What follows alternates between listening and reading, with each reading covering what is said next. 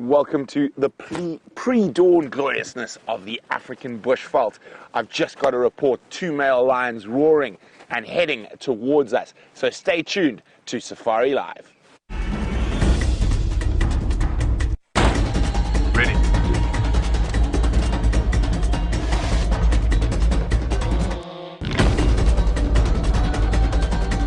Standing by.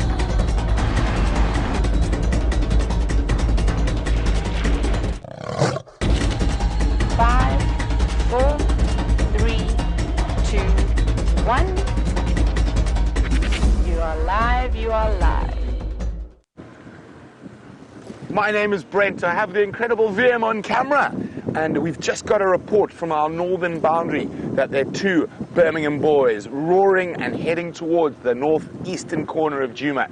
We happen to be in the northwestern corner, but we're going to get onto the northern boundary, which is a long straight road going straight east, and hopefully by the time we get down to that corner those lions will have popped up on Djuma. But you never know what might be between us and them. There could be leopard, there could be wild dogs, there could be more lions. So a great way to start the morning on the hunt for big male lions. Now James and Brian are out on the other vehicle. Oh, I don't know how we're going to see that. There is a very big elephant bull, but it is still quite dark and we don't want to put any lights on him. Now that is a big adult bull, probably 40 years old at least. It's quite difficult to tell in this low light, but he's probably close to 10 foot at the shoulder, probably 9 foot at the shoulder. A really big elephant.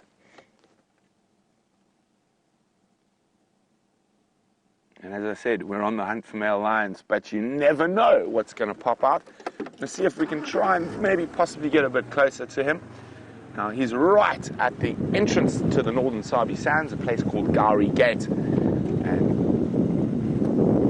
I wonder what he's up to. He looks like he's contemplating life at the moment. He could be listening for breeding herds of females. There are some big musk bulls around at the moment. And a musk bull is a bull that's in a heightened hormonal state and is ready to mate.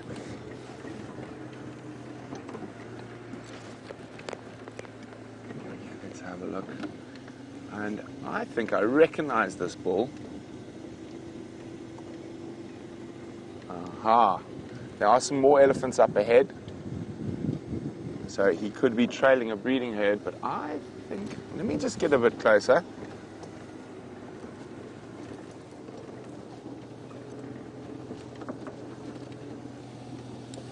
It is who I thought it is. Do you recognize him, Liam? It's the naughty elephant, Mr. Hole in the Ear. I thought I recognized him. Hello, Trouble. So if any of you watch our Safari Live stories, this is the elephant that featured not too long ago. He has a little bit of a mischievous streak, and he has touched the odd vehicle before. But we did have to give him a good stern talking to that when he tried to do it to us. And I think the last person he did it to was Scott. Now with this type of elephant, we've given him a good lesson, but we're not going to try go any closer. And we don't want him to pick up those bad habits he's hopefully unlearned. Okay, so, well, nice to catch up with an old friend. And we're going to move away from him, and maybe we'll see him a bit later on the drive when the light's a bit better. But while we head off after those lions, let's go to James, who's got the only equine we have here.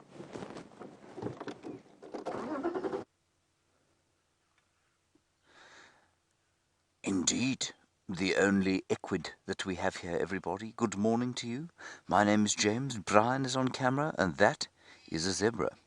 Birchall's zebra, Equus birchelli.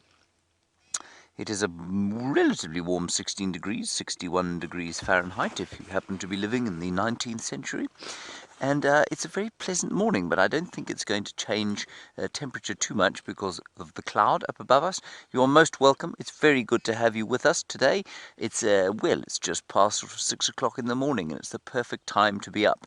Also with us, of course, accompanying us on the vehicle is our special friend, Mr. T, the Thumb, dressed as a tired thumb with a skew shirt and tie. Oh dear, a tired thumb with a skew shirt and tie, everybody. He didn't sleep well, possibly had a heavy night at the pub last night and left his tie on, or didn't put it back on properly today. We're going to reverse slightly back because these zebra are walking into the clearing. I thought we'd just roll back, but we can't. We're as live as Brent, so please talk to us. #Safari Live if you're on Twitter. Unlike most of the birds out here at the moment, the last few days very silent from a bird point of view. Otherwise, you can talk to us on the email, questions@wildearth.tv, and it would be lovely to have your questions and comments, especially as we go towards the springtime. So anything you'd like to ask about the seasons here, especially if you're a new viewer, please feel free to do that. And I say this quite often, but if you're thinking about traveling to Africa or you've wondered about it, and sometimes there's some misconceptions about Africa, I think there are often misconceptions about the size, I think there are often misconceptions about the safety. Please ask us anything you like if you're thinking about coming to this wonderful and ancient landscape where humanity began. Well, ask us about where we think you should go, and if you have any concerns, tell us, and we'll allay those concerns and recommend some spots for you to go and visit, because it truly is a magnificent continent. There, of course, there's some impala just behind the zebra. It's a little kinship group, this. I don't think... It might be a little group of stallions, young stallions. They like to hang around together, like the Thumb and his friends. It is. It's a young group of stallions. So what they will attempt to do at some stage is take over a group. They will try and kidnap some females from an existing herd stallion, and those females will be his daughters. So they have to go up to the father of a filly, and they have to challenge him. And if they're any good at fighting, well, then they'll win the fight, and they'll go off. They'll sort of kidnap his fillies from him. And if they're not very good, then he will beat them up, and they will sort of join another bachelor group like this until they're strong enough and big enough to challenge a father for his fillies. And interestingly, I've always found this quite endearing about zebra. Whether it's entirely true or not, I don't know. But they say that when a stallion is challenged by a younger buck, even if he does lose, his actual mares, the ones that he's covered and the ones that have been the dams to his offspring, will remain with him. I think that's quite a nice trait. Don't you, Brian? Faithfulness. Wonderful. And look at the subtle colours of this morning. That's beautiful. And the sky really is that colour, everybody. Sort of greyish. It's not really greyish, is it, Brian, so much as grey? Yeah. Soporific morning, and I'm going to be quiet for a second, just to give you an idea of how quiet the dawn chorus is.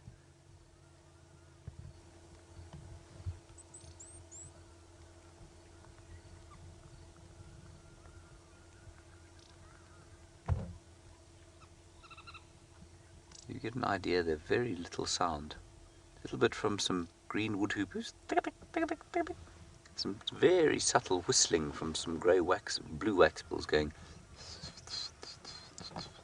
You may have heard the wing beats of the brown-crowned chagra going krr, krr, krr, krr, krr. And way in the distance, one or two francolins, and of course, Brian, in the distance, the rather strident call of The hardy-dar ibis. And what did that sound like, Brian? Walk, walk. Huh? Huh?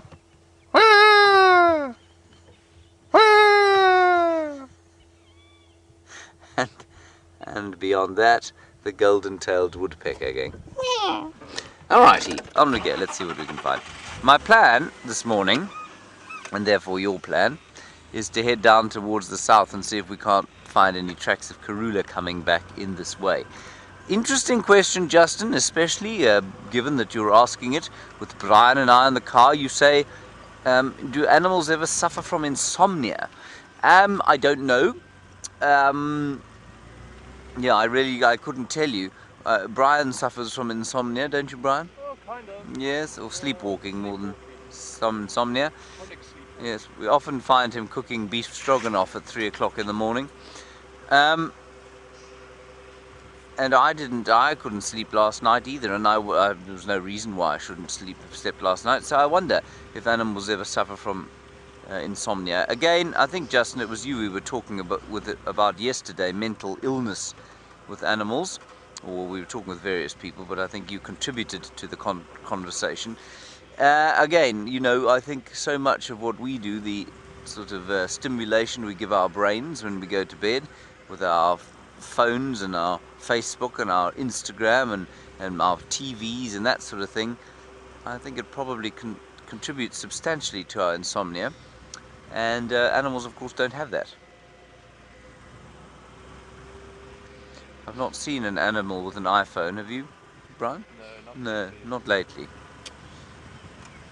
We like to keep things natural in the Sabi Sands. So I'm going to say no, probably not. Maybe the odd piece of insomnia. I imagine that a windy night, environmental conditions would cause insomnia. Especially, you know, if you happen to be an impala and you thought there were lions about to eat you, well, then you might find it difficult to fall asleep. For fear that you would never wake up. This is a very grey morning indeed. Now, were a leopard to be wandering through the bushes here, we would have to see it with great skill. So while I peer into the thick bushes with great skill, let's head across to Brent and see how his lion tracking is faring.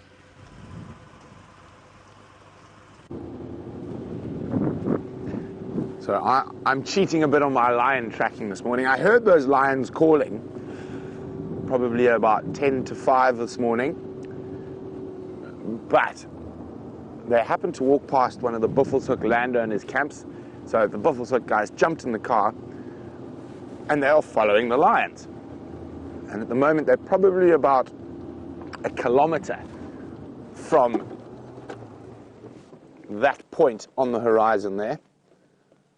So they're coming from over here and they're coming towards that top point on the horizon. Oh, it's a stick. And we are hoping that by the time we meander down towards there, they're going to pop out onto the Buffelshoek boundary.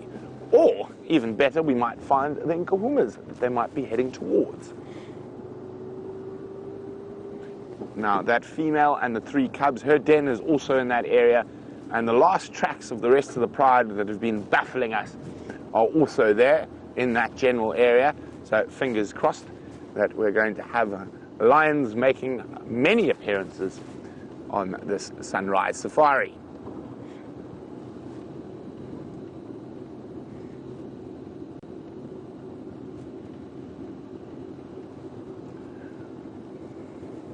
So far, the only tracks we've seen are hyenas. Of course, a few of you thought you might have seen a lion while we were with the elephants, and it must have been the low light because it's actually an impala running across.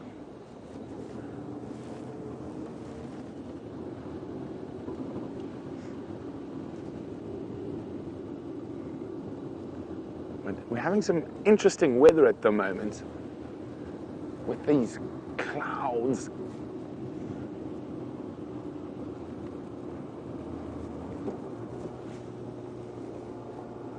Oh, Tina's coming out to Africa to do a field guide course, and she's asking, what should I study in advance? Tracking or tracking or rifle handling? I just need to listen to this. Cats have lain down at the junction, North Rock Road. Oh, Naughty lions.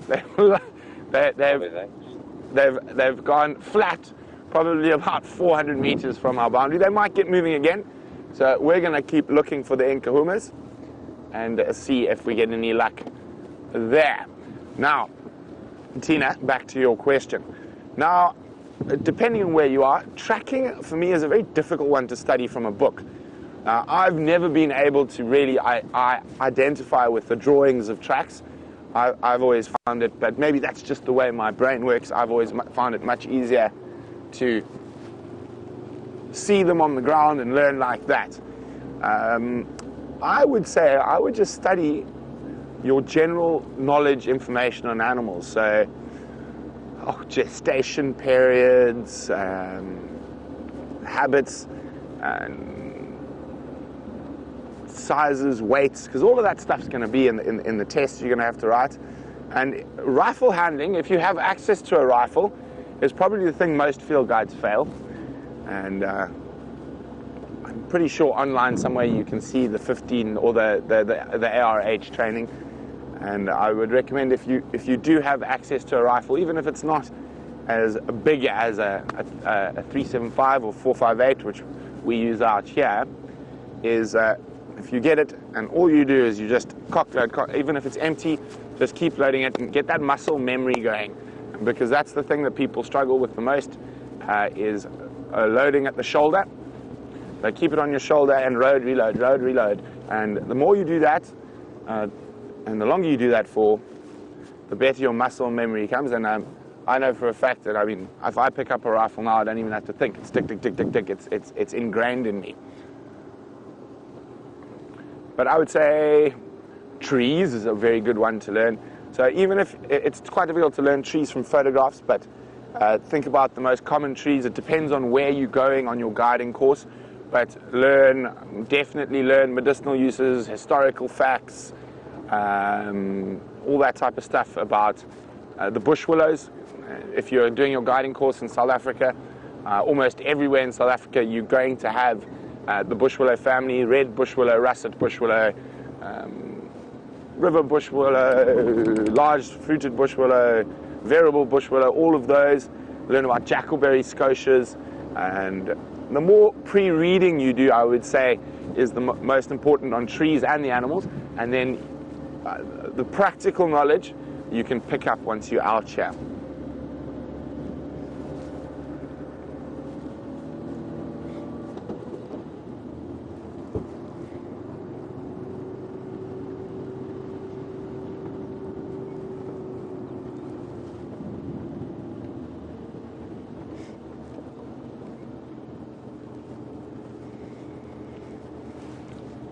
Hi, Shane. Shane is on the Emerald Isle Island, the land of no snakes.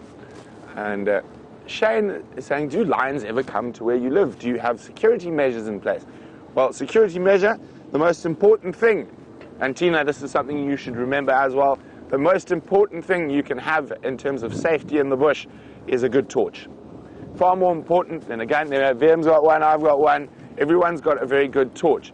Now, lions during the day are generally going to avoid where you live, but at night, they're a different animal. They're far more brazen. They're the dominant nocturnal predator, and so they will come very close to where you live, sometimes even into where you live.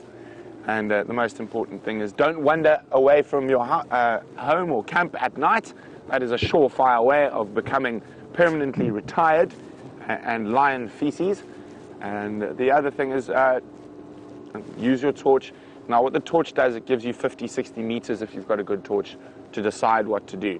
And remember, lions are unlikely to start attacking or charging in the run for the kill at that distance. They're normally going to try to get a bit closer. So you can either climb a tree, you can get into an area of safety. And the best form of security, Shane, is vigilance and knowing what to do in those situations. And the most important thing is, whatever you do, day or night, don't run. You are running, you are making yourself lovely. What do you see? Oh, more ellies. And a bit of a better light. Looks like lots of them. I think if we go forward a bit, we might get a view of them out in the open. I was trying to check down at the waterhole. There could be some already down there.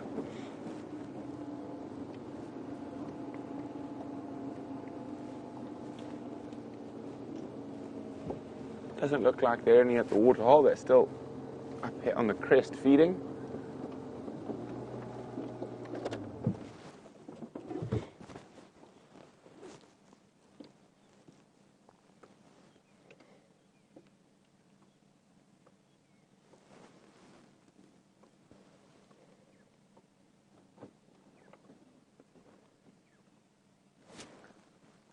Nice herd.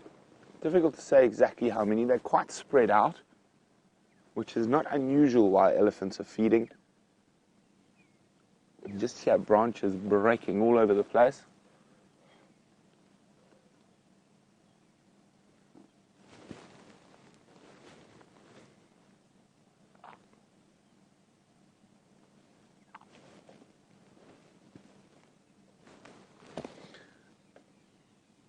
Oh, there's a almost always present fork-tailed drongo flashing through screen. Looking for any insects that the elephants are disturbing. There he is. Boop. The great opportunists of the flycatcher world. Wherever there's a large mammal moving about, and we even get them following our cars when we're off-roading in case we disturb something. Let's just try a little bit further forward again.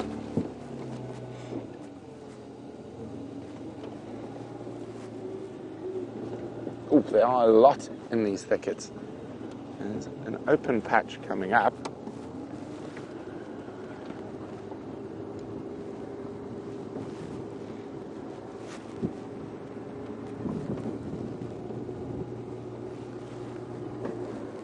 Let's see if we've got a view through here.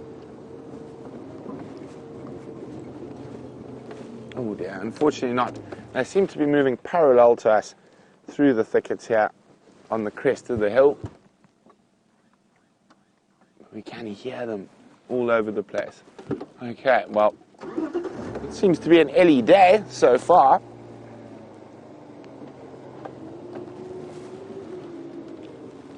So we've arrived. It's a lion. Is that a lion, Jim? Or a leopard? You see what I'm looking at? I think it's a lion. It is, it's a lion. And a cub. Or am I imagining a cub? I thought I saw a cub. Just the lioness. Well, there we go. So far, my plan's working out quite well. So a lot of finding these animals is actually, so I know where the one lioness was, I know where the last tracks of the rest of the pride were. So it's sort of trying to guess, if I was a lion, where would I go? So, of course, most of the time we actually have to follow the footprints. They're the cubs. Running. There's cubs there. Just, there we go. So there are lion cubs there, there's a lioness there. Oh, just like little house cats scuttling away into the bush. Now, I wonder, is this the female with the 3 little cubs? And has she left them at Buffelshoek Dam? That's quite a risky maneuver. But we're going to try to figure out what's going on. And while we do that, let's go see what James has got.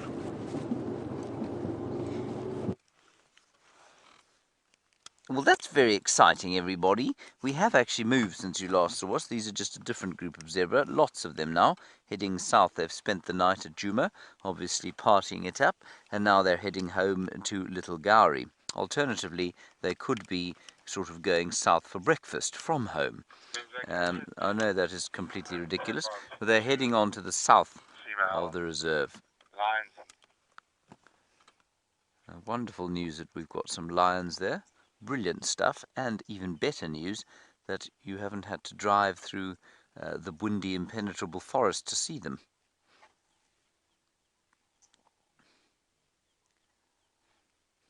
It's turning into a rather splendid morning here. Look at them, what they're eating there. Largely the grass, but one or two of those leaves going in. Look at the copper-colored leaves.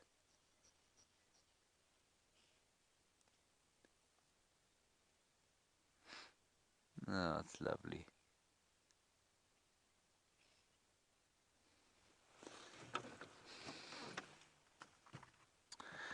Hello, Greg in Colorado. You're wondering about the birds and why it is I think they've been so silent over the last little while. I don't know, Greg. I'm quite confused by it. You know, it's not like it's always been cloudy like this. It's not like it's actually been very sunny and warm, and maybe the sudden warmth has done it. A sudden change in temperatures. Could have been that, I'm not sure. But these mornings, I remember last year the mornings being particularly quiet at this time of the year. Let's just have one last look at these zebras. Just because their color is so pretty. Walking, there's not an ounce of green in that shot. Which of course for the wilderness is very unusual, Brian.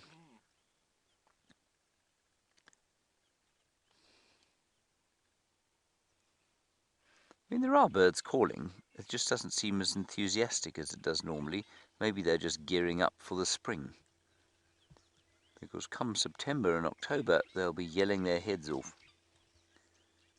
The other thing, of course, that will come out as soon as the first rains hit us, the cicada. They will emerge from the ground and start yelling that incredibly loudly. Let me move forward so we can see the head of the zebra.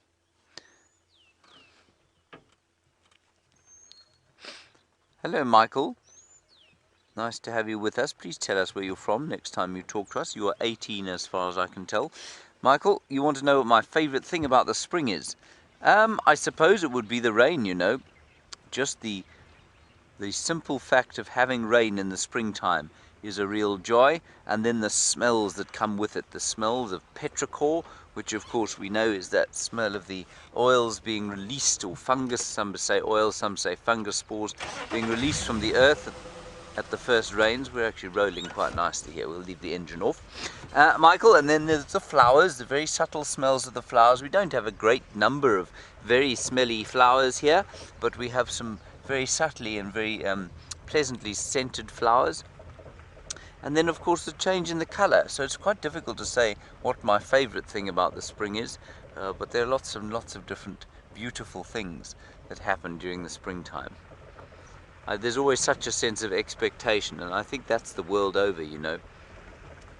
It's almost an instinctual response to spring, knowing that the new life is about to emerge.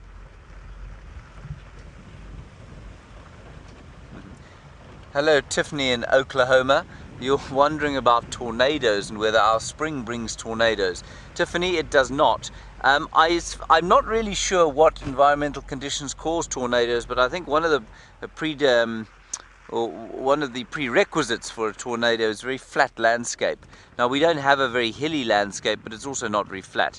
It's gently undulating up and down all over the place, and I think you around Oklahoma, if I'm not mistaken, have got a very flat landscape, and that apparently gives rise, along with a number of other environmental conditions, but that apparently does give rise to tornadoes. So we don't get them here, no. The worst kind of weather, or the most severe weather we can get, are big storms coming out of the Mozambican Channel, and what you would call a hurricane in the Southern Ocean we call a cyclone. And the cyclones can hit Mozambique to the east of us, and then those big storms blow in here, and if we're going to flood, that's where the rain will come from. So that's the kind of most severe weather system that we would have in this area. That would just be a very severe rainstorm. And just to give you an idea, I spoke too soon. I probably jinxed Brent's sighting. Apparently those cubs have gone into some very thick bush, and so far from being out of the windy impenetrable forest, I think Brent's right back in it. Anyway, he's trying to find them, and as soon as he does, we'll go back to him. So let's just give him a bit of time to see if he can't find and settle with those cubs and their mum. I'm hoping desperately that Karula has come up or down over this road.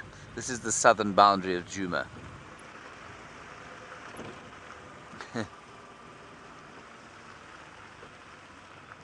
Hello, Lindsay. You say you want to visit South Africa, but your mother is worried that it's not safe. And could I recommend a safe town? Well, yes, I'm sure I could. Lindsay, first of all, you need to tell me how old you are, and secondly, you need to tell me where you live, because I'll be able to compare how dangerous it is where you live compared to the danger that there is here.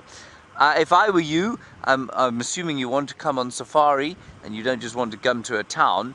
Well, you have to fly into Johannesburg, but you don't need to ever leave the confines of the airport if you don't want to.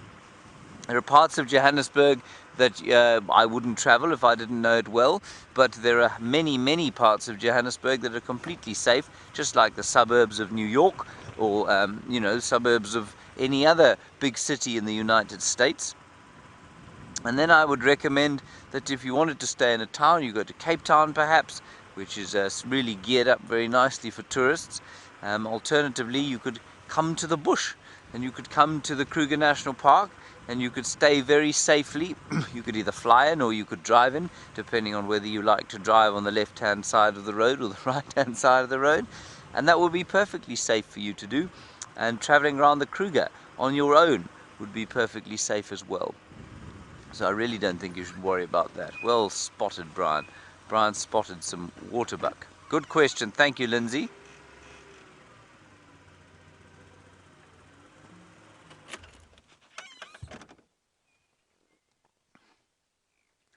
Hello, Honey's Ocelot, all the way from Nevada. You want to know, you say you're looking at a satellite map of Djuma and you want to know where the nearest pub is.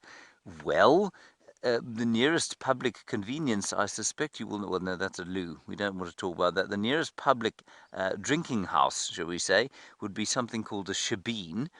And you wouldn't find it at Djuma, nor would you find it in the Sabi Sand. But you would find it in Dixie Village, which is just outside the northern Sabi Sand. And it won't be marked on Google Maps, probably because it's an illegal drinking house, and, well, probably has an arrangement with the authorities that I suspect it falls in some sort of legal grey area. And that would be where you went if you wanted to have a sort of drink there.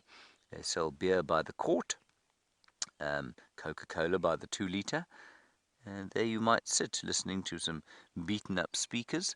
Very good, pleasant thing to do of a late evening. I haven't done it for a while, but it's quite a fun thing to do. But that's where you'd find it.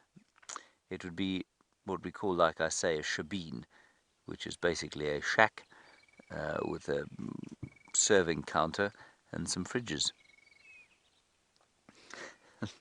Thank you for that question. Now that is the waterbuck's buttocks there, of course. I think waterbucks are the cleverest colour to be out here. See that? They disappear. So Lindsay, if you're thinking of coming on safari, you can dress like a waterbuck and you'll become totally invisible. Then you'll be even safer. I'm being totally facetious, Lindsay. You can wear what you like. You see how beautifully it blends in? Grey and brown.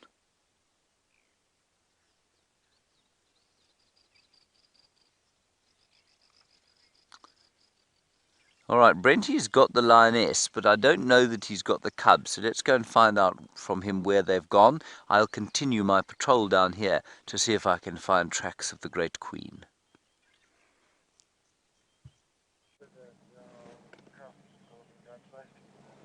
Here we go. So we try to stick with the female and the cubs, but she's gone into quite an impenetrable area. We will try again a bit later, but I thought let's go with one cat in the bag, and maybe she might head in that direction. I wonder where the rest of the pride is. So I'm quite sure that the female we saw with the cubs, or we just saw that very brief glimpse of the cubs, was the same female we spent time with on yesterday's sunset safari, and I just wonder where the other 3 girls and 5 cubs are. Let's hope she starts calling for them.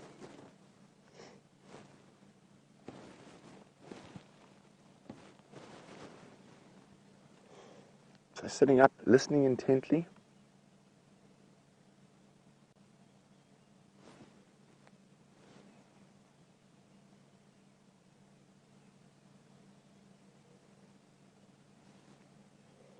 Now, it's not uncommon for lionesses to get split up from time to time. Sometimes it happens during a hunt. Other times, this female might have gone to say hello to the female with the cubs and been separated. But they find each other relatively easy by contact calling and by scent.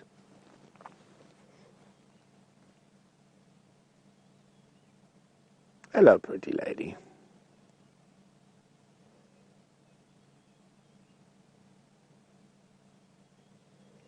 Now, it's also possible that the female with the cubs might not be quite ready to introduce those cubs to the rest of the pride, and that's why she was moving quite quickly with them.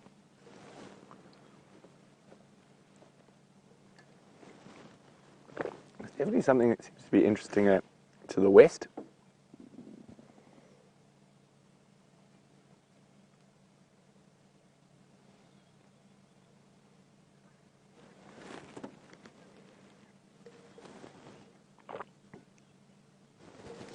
Now, Chris Rogue says she looks pink. Now, I'm not sure whether that's... Oh, no, I've got my binoculars caught here. Sorry about the noises. I just want to have a look through my binoculars. So when there's a pinkish hue on the chest and face of a lion, it generally means they've been eating. I think it could just be the strange light this morning. What do you think, Vim? So the only thing I can say for sure, if we look at her bottom jaws, she's been drinking.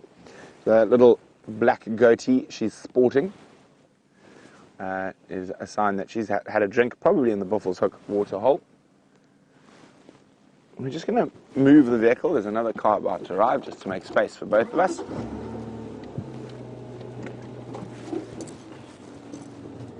Also, I want to have a seat if I can check through the thicket here. And she keeps looking. I wonder if the other lions are lying not too far away.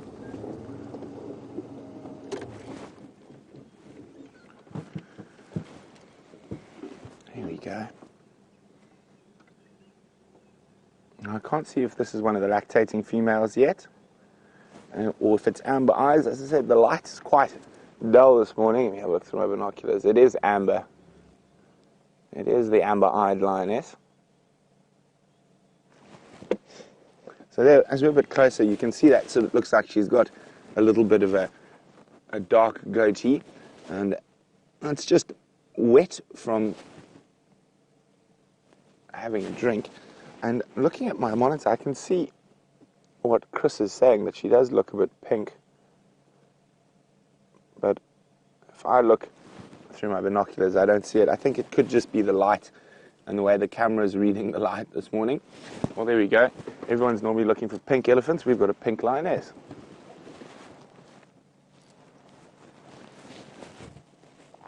Now she's looking towards where the female and the cubs went.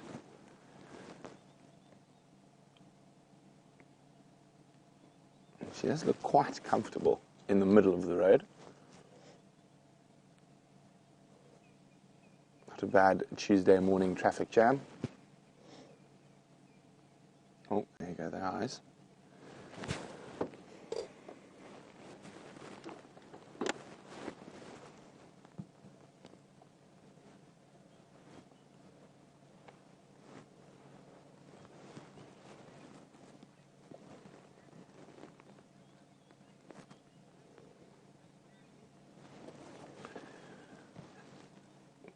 Now, we did have a brief glimpse of those cubs as they disappeared, and Suzanne is wondering, how long does a lioness keep her cubs away from the other pride members? Well, it completely depends. There's no fixed and set rule, but it's generally 6 to 8 weeks. I have sometimes as long as 10 weeks. So, but 8 weeks is probably the best, the most general age that she'll introduce them to the pride, but sometimes it can be 10, 11 weeks, and sometimes as young as 6 weeks. Now, quite interestingly, there's a bit of research being done at the moment about lionesses sort of syncing their estrus cycles. So when they give birth, they all give birth around a similar time. And this helps in a social predator like lions because they are able to allo-groom, allo-suckle, sorry, not allo-groom. Lions do allo-grooming, but allo-suckling far more important. So we've seen this now with the Nkuhumas. Oh, she's watching the geese.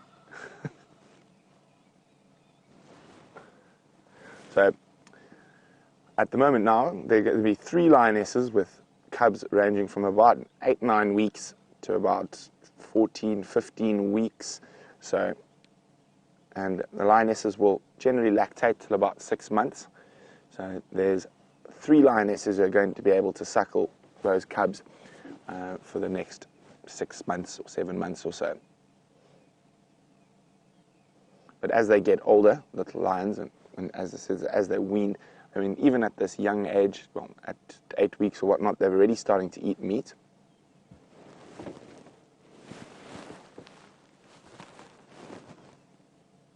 I wonder if, are there more lions behind her, VM? Can you see from where you are?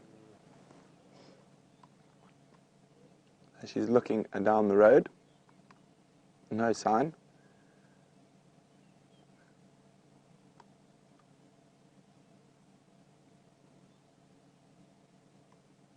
Now, are you going to get up and go find the rest of the pride, or are you going to have a snooze, miss? There was one fly buzzing around her nose.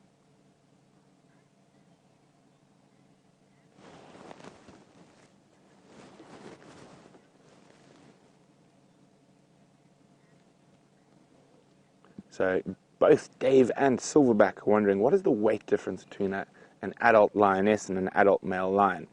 Now, Amber's a pretty big lioness. I'd say she's probably about 120 kilograms, so 250 odd pounds.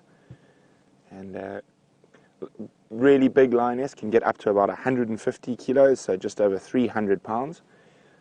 But a big male can get to about the biggest male ever recorded is over 600 pounds, 300 kilos. But on average, in this part of the world, you're looking at about between 200 and 220 kilograms for a male lion. Oh, here comes a yawn. And so that's about 450 pounds or so. The Birmingham boys are actually not the biggest male lions around. They're probably, I'd say, under 200 kilograms, probably 190 odd. But with a lot of cases, it's not always the biggest individual that's the most dominant. It's the most aggressive individual. So the Birminghams, what they lack in size, they make up for with attitude.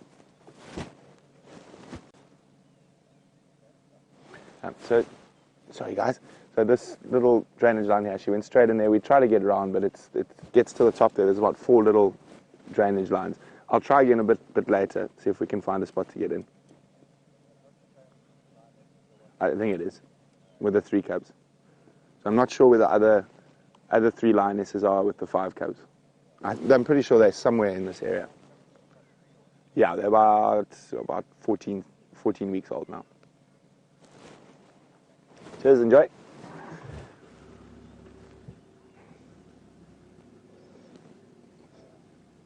So this is the lion we spotted first this morning.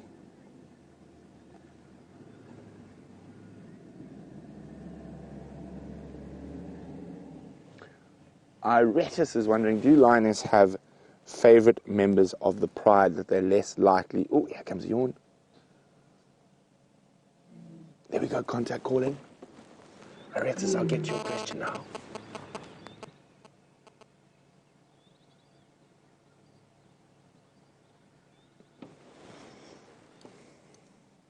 So that low little call is looking for other members of the pride.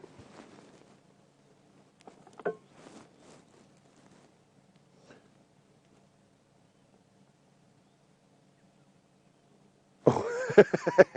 Almost a sigh. Come on, guys.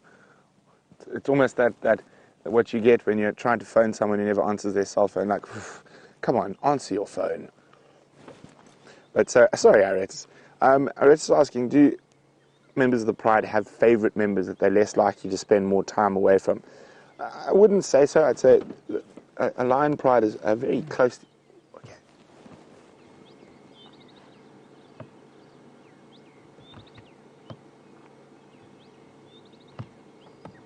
Oh, every time I try to answer your question, she starts contact calling again. But a lion pride, a female lion pride, even a male.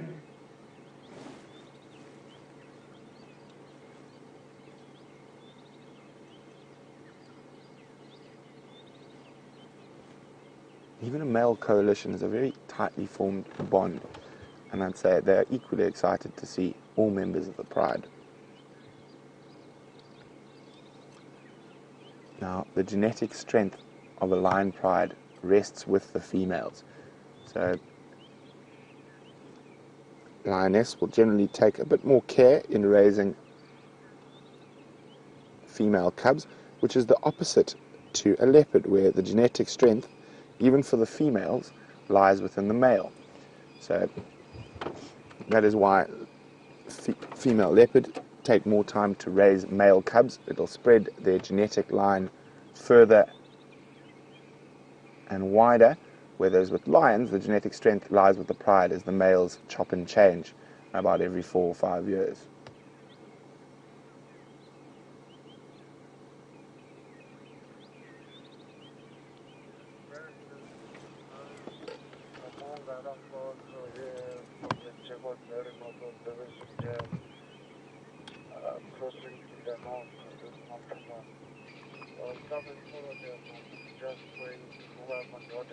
Oh yeah, sorry, I just need to be on the radio.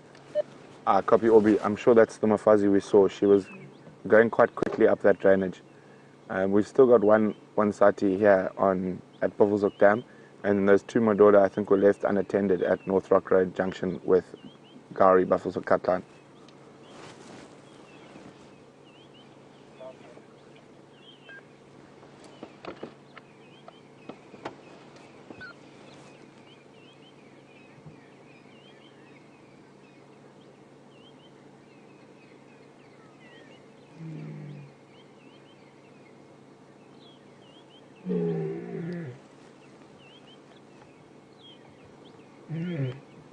The calls are getting a bit stronger.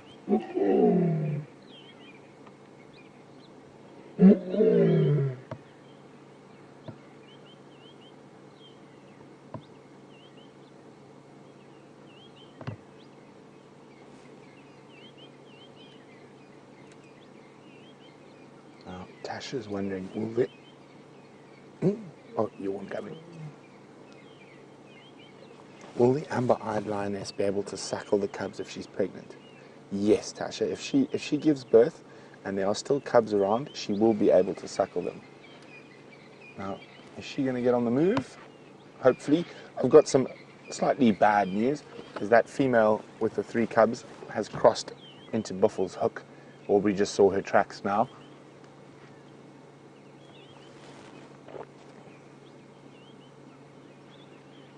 Now let's hope the rest of the pride are not in Buffelshoek.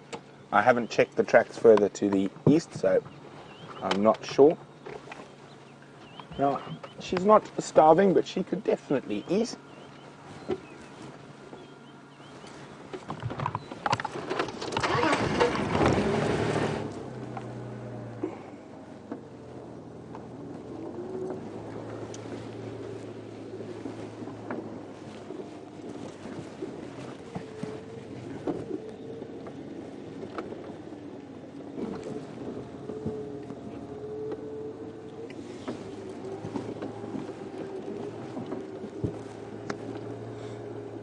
We're going to get ready for some lovely screenshots.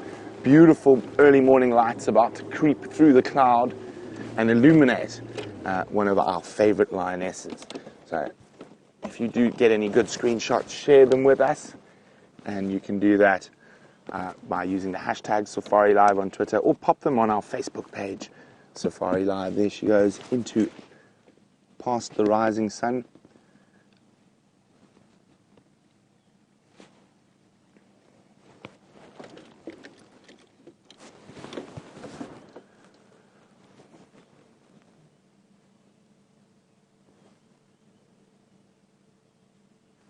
I think she spotted those elephants we had earlier.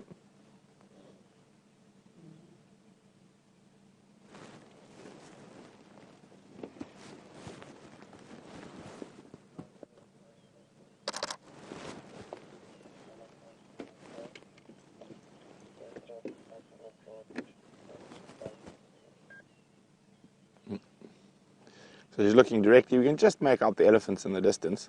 That's what she's watching. Probably just picked up the movement and she's decided, no, elephants, that's a bit risky by myself.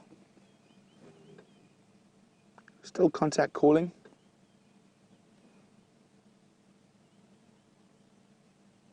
Hopefully he calls those males across towards us.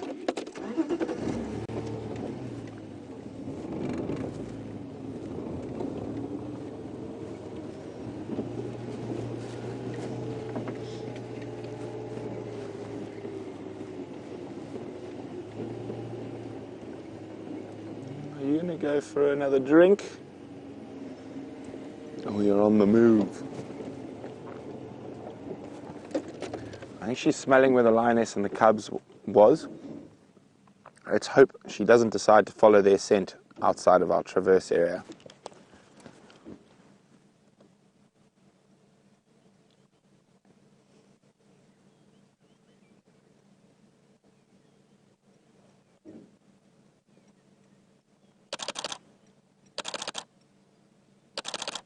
You're hearing that clickety-click? It's just me taking a few shots.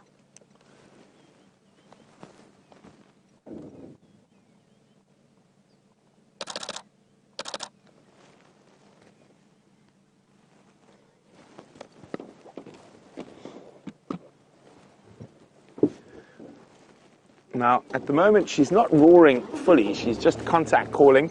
But Mercedes in California is wondering, is the roar of a lioness different to that of a male? It is. It's just not as deep and not as loud. Okay, well, I'm just going to have to shoot around.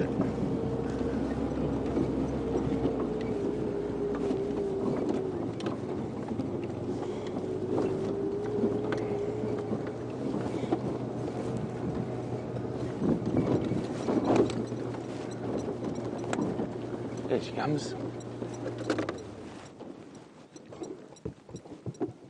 Oh. You're going to take a rest. Okay, we'll get a bit closer.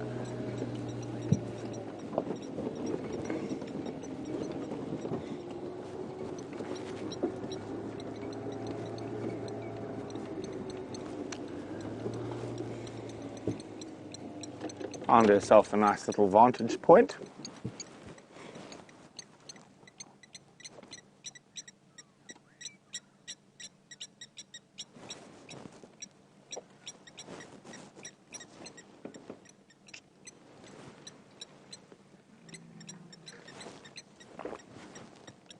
I'm hoping these contact calls turn into a full roar. Mercedes, then you'll be able to hear the roar of the lioness.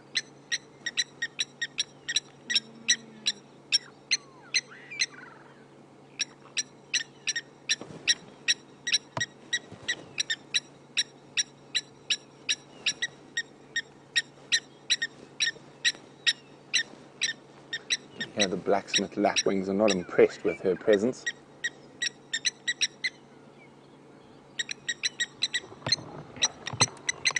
There they are.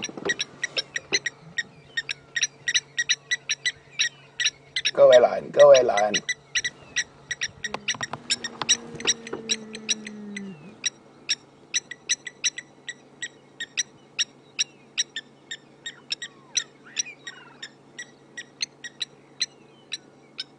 It looked like she heard something there. Her ears picked up.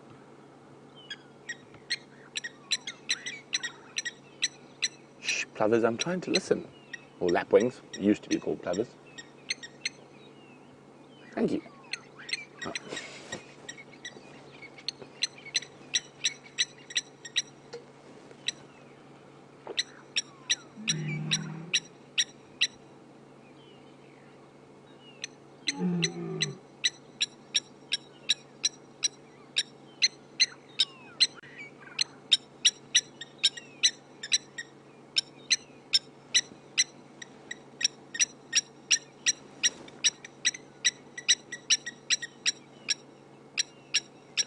Trying to keep quiet to see if I can hear any responses to her contact calls. But with the lapwings making as much noise as they are, that is quite difficult.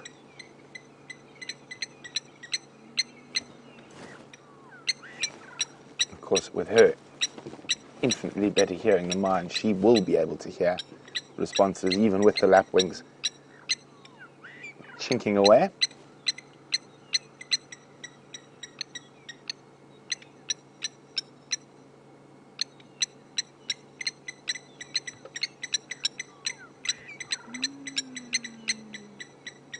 So we're going to sit here, see what plays out with the amber-eyed lioness. While we do that, let's go see what James has got. Oh, another lioness.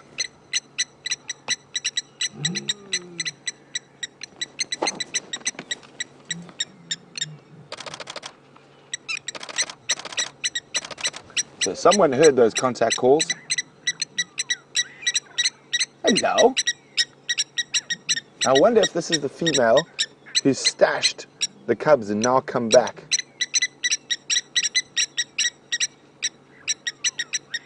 You're not even going to go say hello, Amber? Or you're going to ambush and jump. Oh, here we go. Watch this, watch this. Isn't this spectacular? Ooh. Interesting. Oh, it's the cubs. The cubs are back. We can't just see them. So this lioness might be a little bit more protected than usual. I don't think these cubs have been introduced yet. If there's 3 of them. Oh, little fluffies.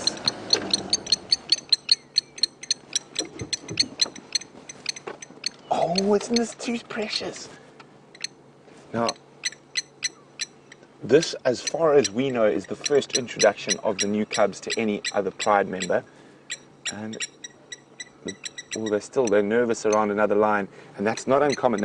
As you can see, they're very used to us, but they're not used to other lions. They only know mom and each other.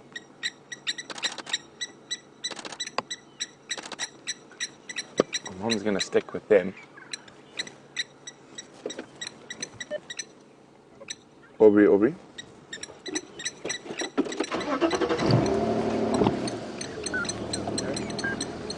Aubrey, that one sati with the 3-month pimpan has brought them back to Buffelshoek Dam, so we've got 2 one sati and 3-month pimpan.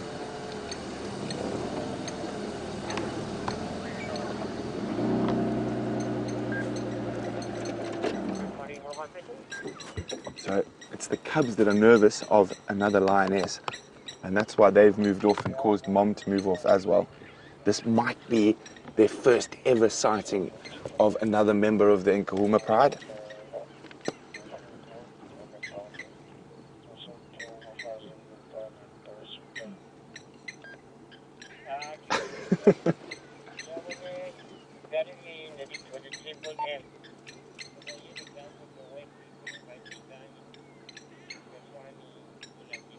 See, the cubs don't want to be around Amber. You can see they're looking a bit more confident the further they get from her. Now it's going to be interesting to see if she calls them back and comes back towards the other lioness, or Amber Eyes, who's sitting above us.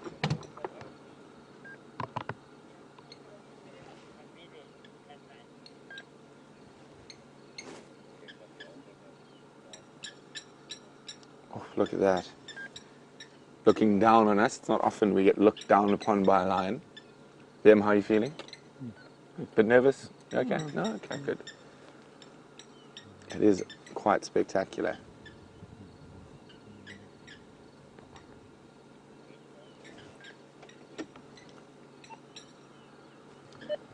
Standing by.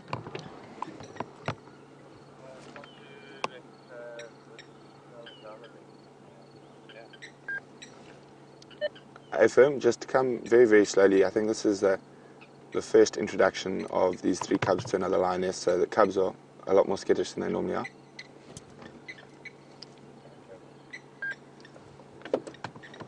So we're not going to move. We don't want to add any extra drama. Here come the cubs running back to him.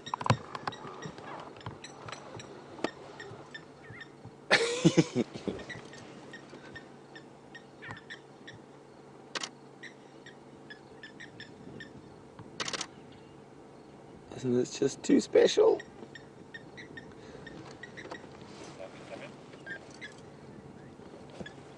It looks like one made a false step into the mud of the Buffalo's Hook waterhole.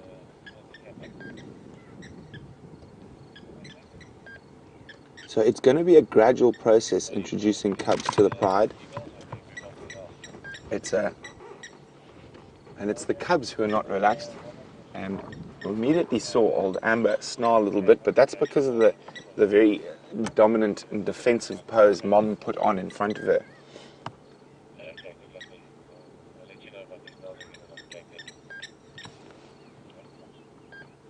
So there's the cub that took one step too far into Buffalo's Hook, the one in the middle.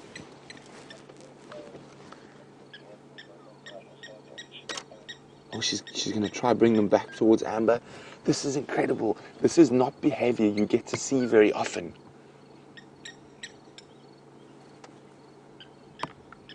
And normally introductions are done when there's a kill. So a nice stable sighting. Okay, we're going to move around.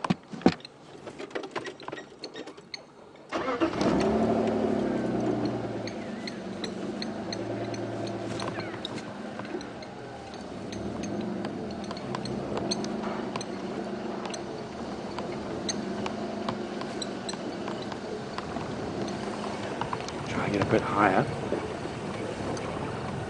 just so we can see what's going on. We're still going to keep our distance a little bit.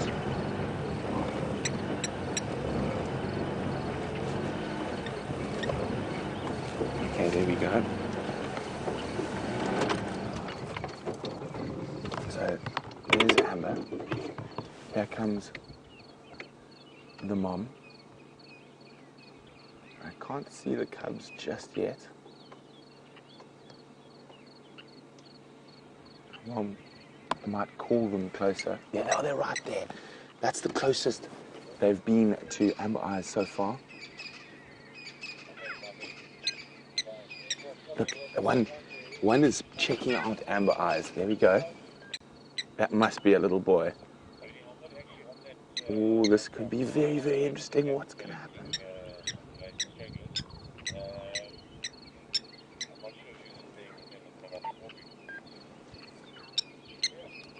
Okay, well, it seems to be standing right next to you, having a little sniff.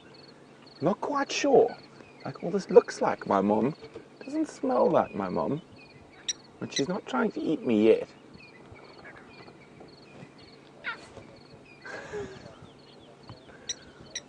Look at those rotund little bellies full of milk. I'm going to go back to Mom. Mom, I know Mom.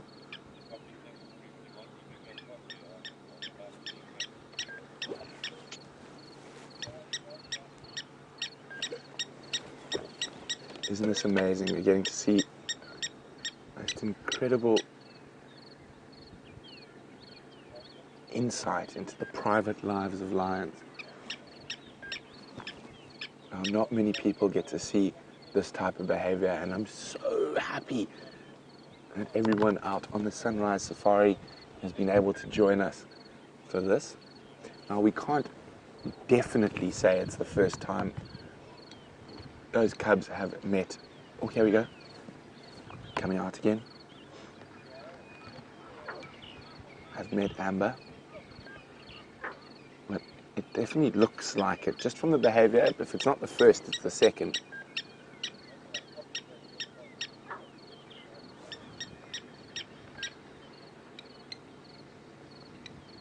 There we go. Second cub. And we were saying just yesterday that it's got to be in the next week or so that the cubs are going to be introduced to the rest of the Nkuhuma pride. I know it's not the full pride yet, but it's definitely a start.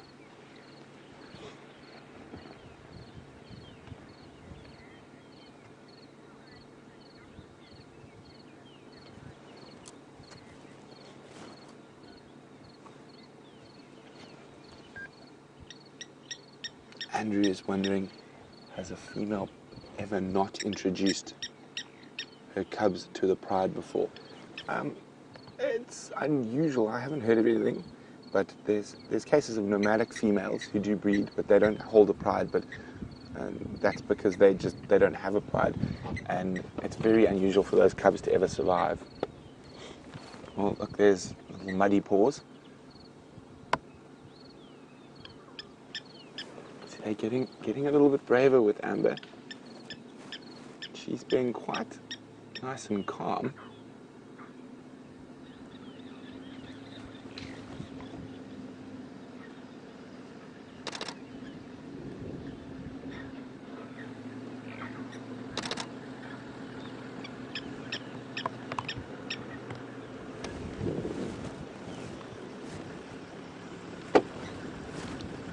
Just come to the right of me and go a little bit further forward. You should have a very nice view there.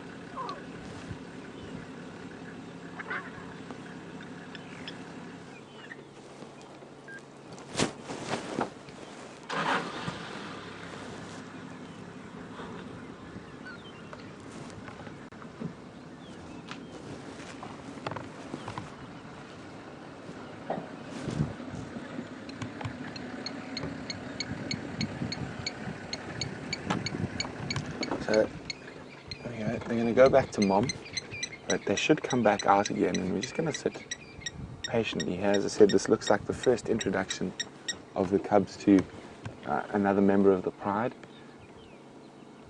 So they're not too relaxed yet.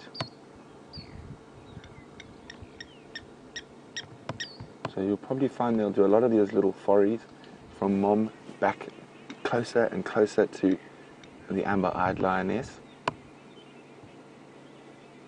Now it leaves the question, where are the rest of the Nkuhumas?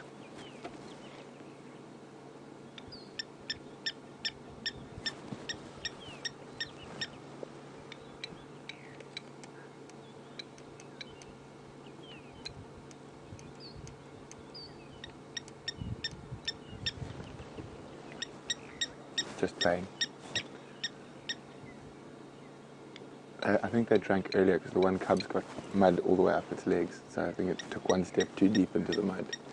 So yeah, that looks like the little boy, the little male cub, and he's just a little bit more brave than the two ladies.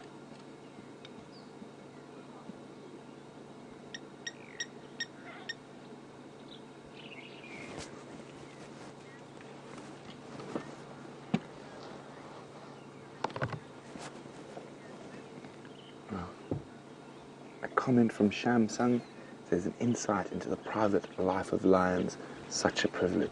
Indeed it is, and it is incredible we're able to follow the lives of all these animals here on Djuma on a daily basis.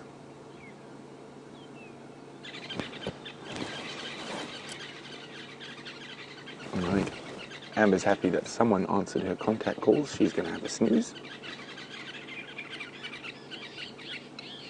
Oh, here we go. So you're getting more brave and more brave. Realizing, oh. It's going to be interesting to see how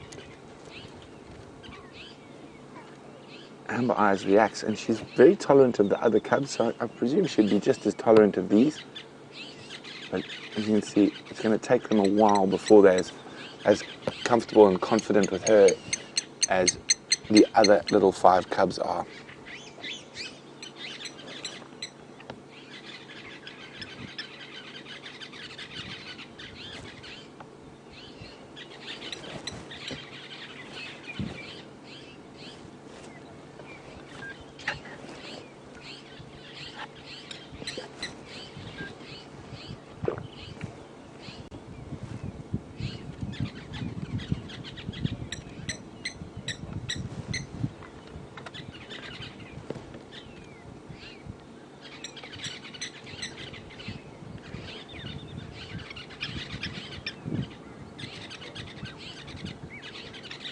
Aqua says, with this sighting, these little cubs have broken the cute-o-meter.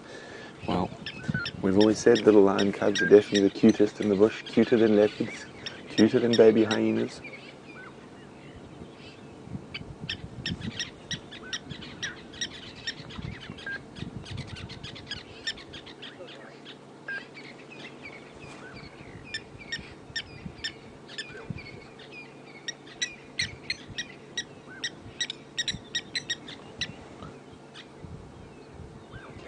mom's playing quite a lot with the cubs. They are hidden by a little thicket. So we're going to wait for them to pop out again. And while we do that, let's go see what James has got.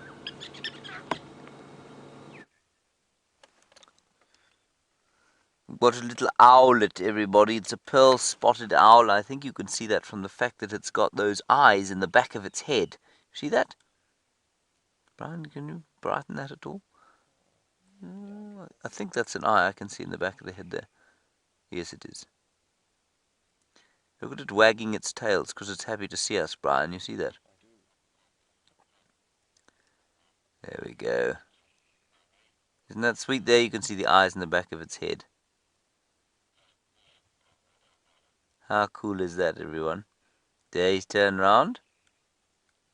Still wagging his tail. Now I tried to talk to him, but he would... Oh, he's gone. Now what happened was that there were two red-breasted swallows going... There they go. Isn't that cool? Are they musk swallows or are they red-breasted, Brian? Let me look. They're red-breasted. Isn't that lovely call? I don't know if you heard it. Hear that? Crick, crick, crick. How cool is that?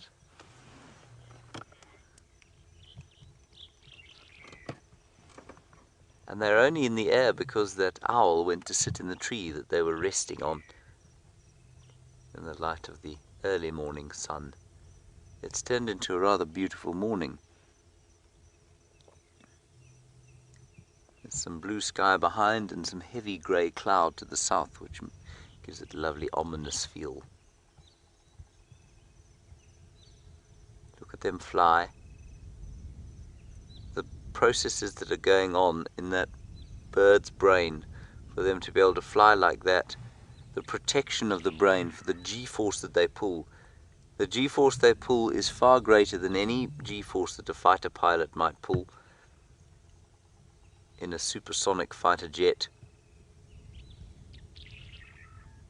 They change direction much faster. Ah, it's so cool. Isn't that wonderful, everyone? Brilliant camera work from old Brian, despite the fact that his thumb is so dishevelled this morning.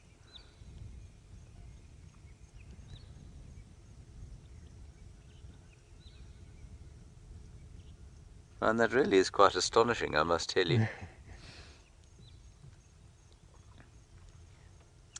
And we of course are now awaiting the return of the barn swallows. They will have left Britain and Europe by now. How cool is that? They don't want to land. No. I just want to quickly see. I don't know what they're eating at this time of the year. Let me just quickly look it up while you watch them. Brilliant that we've had those lions. Just fantastic.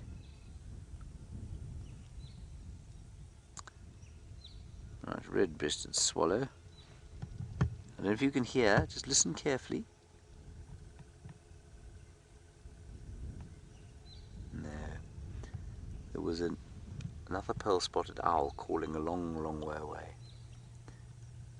It is just aerial insects that they eat, everyone, so they will have to find insects to eat. I didn't think there were any, until Brian pointed out the other night as we pulled into the workshop where we parked the cars. The neon light there and its cover is now filled with insects.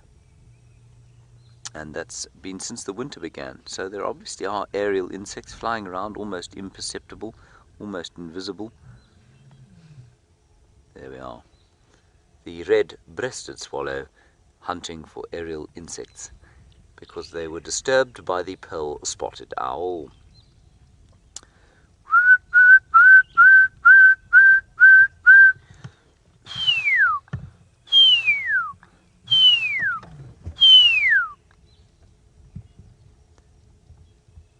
I'm going to sit here watching these things for a little bit longer. The lion cubs have re-emerged out of the bushes, so let's go and have a look at them.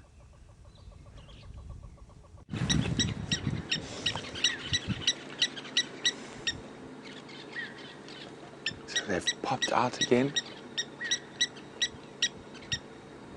And still not going that close to the amber-eyed lioness.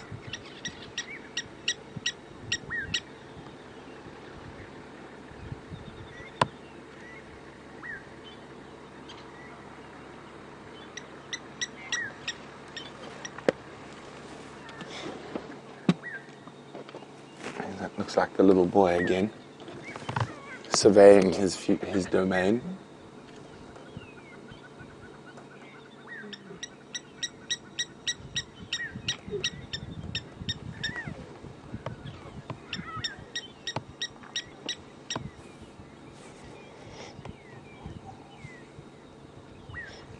Now, Tati's wondering, does a lioness seeing another member of the pride's cubs have a biological or hormonal effect on them?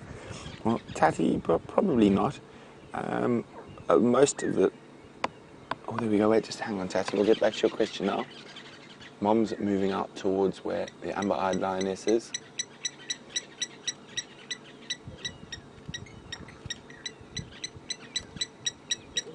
Now, remember that initial aggression we saw now seems to have gone. And this is Mom now encouraging the cubs to come even closer.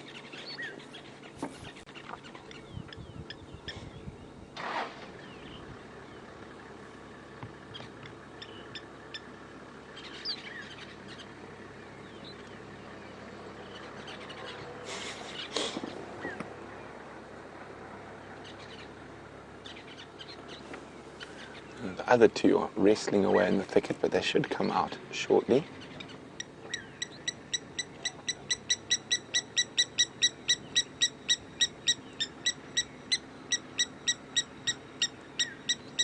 Oh, it's tired, kitty. Isn't that just absolutely gorgeous? Back to back Nkuhuma lionesses.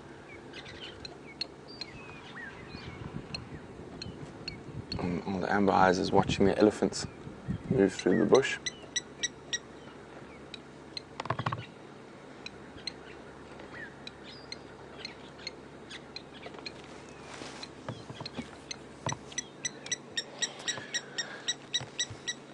Angel's wondering, how old will these cubs be before they start eating meat? If meat is available to them, they will eat it at as young as 6 weeks. These guys are probably 8, 9 weeks old now, so they would definitely eat meat if they were taken to a carcass.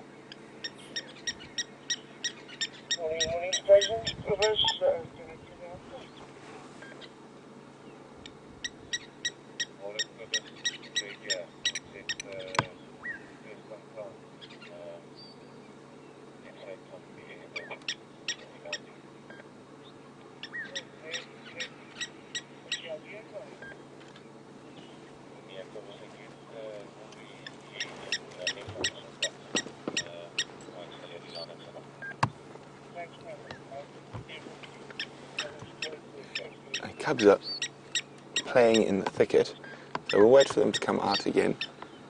And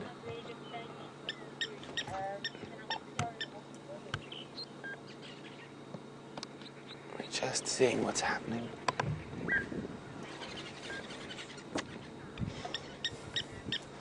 Well, Nancy would like to keep them at this size forever. They're so adorable. That they are, Nancy, but for the future of the pride, the more of the female cubs that make it to adulthood, the better. Well, there we go. About to pop out into the open again, all but tackled beforehand.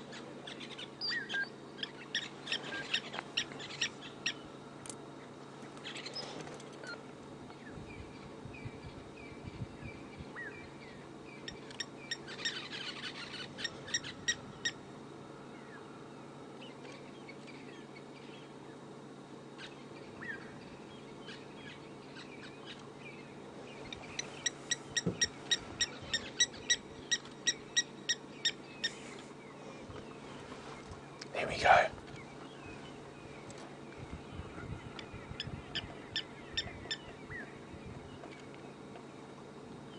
All three out now.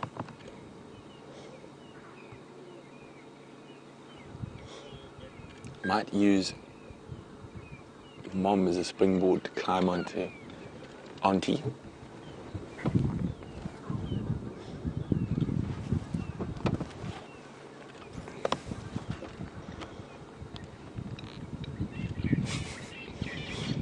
Oh, look at that, look at that. One little cub touching faces with amber eyes.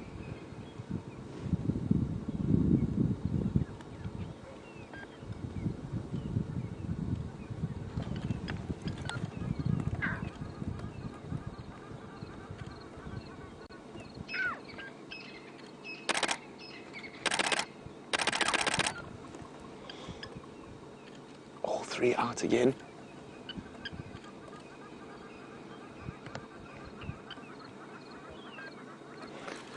So from this age onwards, they're going to get a lot more boisterous, a lot more playful, especially after they're introduced to their other 5 little cubs of the Nkuhuma pride.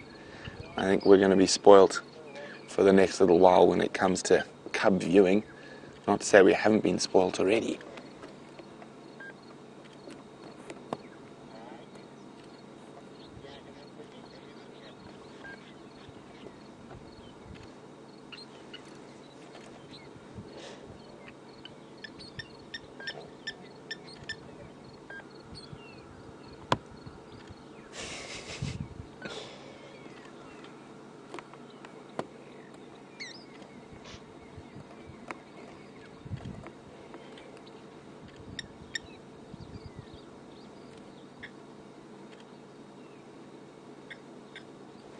Sometimes it's just wonderful to sit quietly and watch the shenanigans.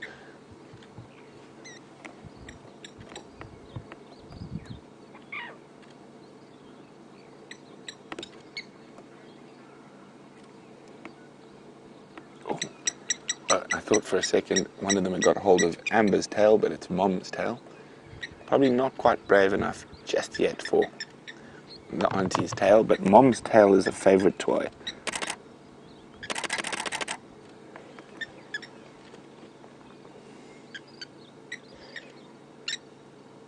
Oh,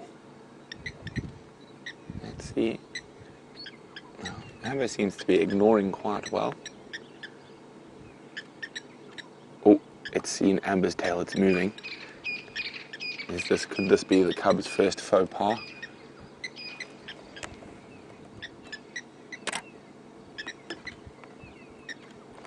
They've just spotted the elephants. The little cubs. Oh, they've just spotted the elephants on the other side of the dam. I don't think the elephants are going to hold their attention for too long, not with tails around.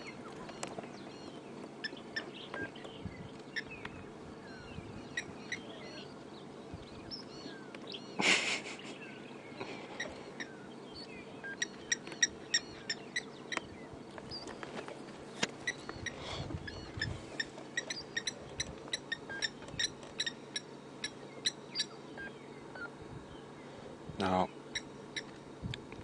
I don't think we could ask for a better lion sighting than this.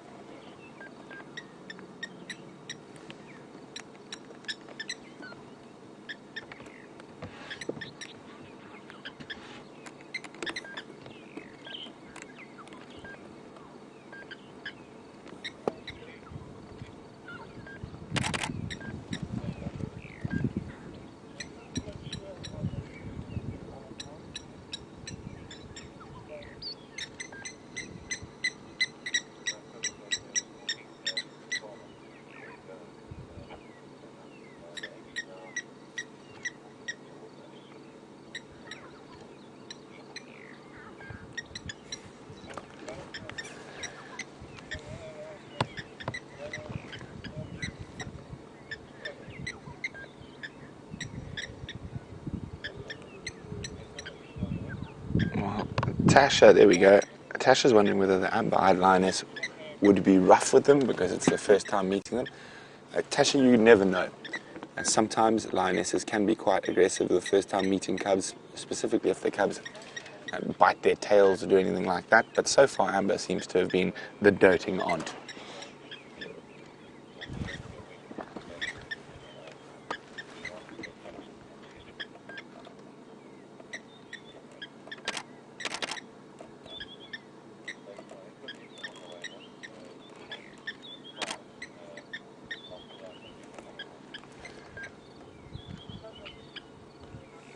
Look at that.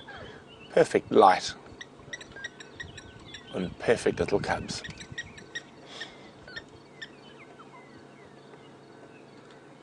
Oh, don't look at Amber's tail. That might get you into trouble.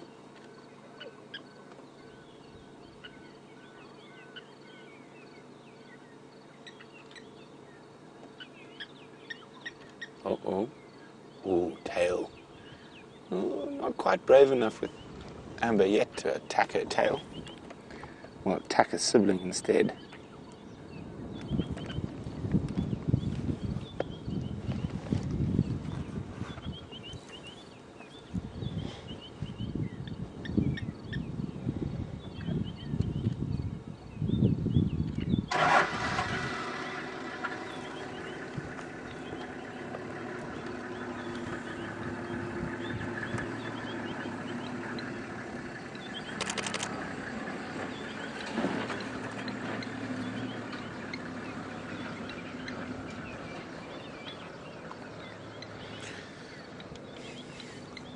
Hi, Michael.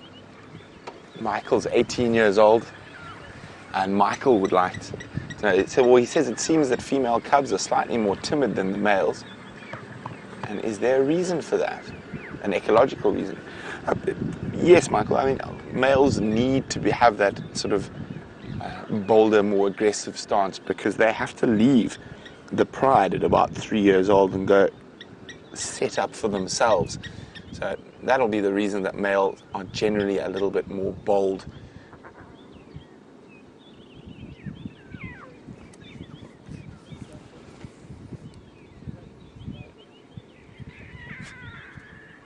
Oh, complaining.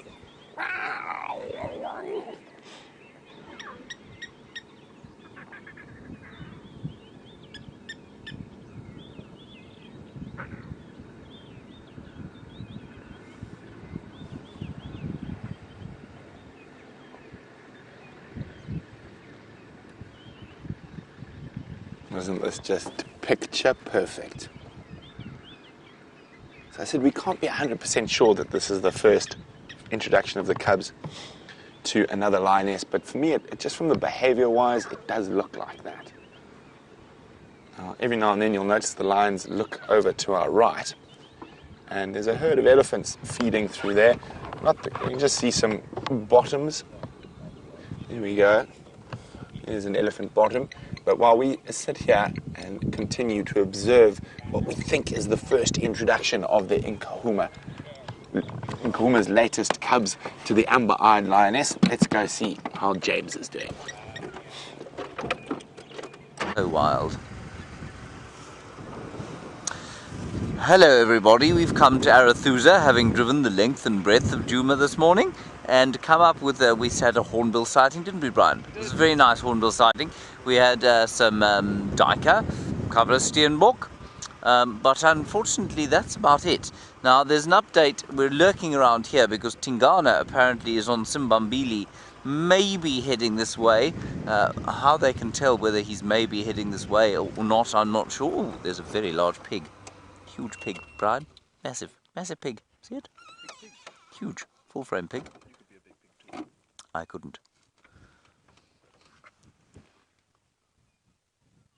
That's a massive pig, everybody. You know they could weigh up to 100 kilograms. It's 220 pounds. I'm not sure if this chap is pushing quite that mass, but he's big. He's a solid fellow. Tingana should come here. We also got an update on the Styx Pride, everyone. Let me just go backwards. This chap seems to be relatively confiding. The Styx Pride, all of them went south into Mala Mala from Cheetah Plains. So they obviously were picked up, those cubs, which is nice. The mums came to fetch them. What an amazing sighting of those little cubs that you've just been having with the pride.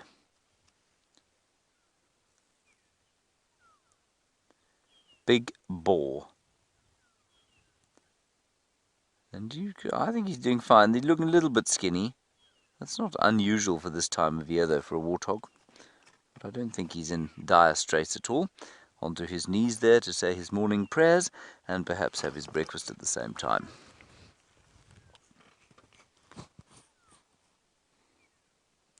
I'm just looking at him now with the binoculars to see what state his body condition is. He's looking a little bit hippie and ribby around the back, but like I said, on the way to Hoedspruit, outside some of the reserves that are not open systems like this, yeah, the warthogs are really struggling. But the chaps here seem to be just fine.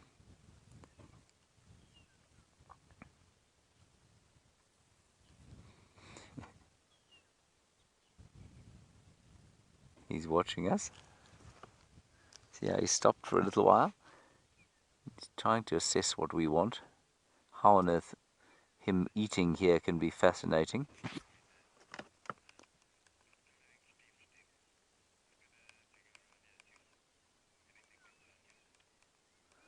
Sorry, Kirsty, as you spoke, the Game Drive radio began.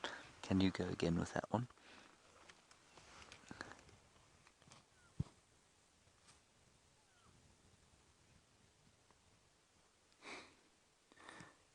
Hello, Pierre, in Australia. You want to know if I know any scientific names that are better than the common names? Well, I suppose it depends very much on what sort of sound you like. I think that thing, if I'm not mistaken, is called Phacoceras aethiopicus. Is that right? Phacoceras aethiopicus, something like that. That's not a particularly wonderful name. No, I can't think of a mammal that has a Latin name that I prefer to the common name. Many, many trees. Ziziphus mucronata being the obvious one. Buffalo thorn is its common name, but Ziziphus mucronata, its Latin name, which I think is a wonderful name. Also the common spike thorn, Gymnosporia buxifolia. I always think that's a good name. Gymnosporia buxifolia. We're going to head down towards the Arathusa Dam and see what's going on there. Perhaps there will be something there. Perhaps there won't. Much luck has been with Brent, Leo Smith and you chaps this morning, and that's brilliant to have those little cubs introduced to Amber Eyes, and I'm fascinated to know whether Amber Eyes has actually mated now or not.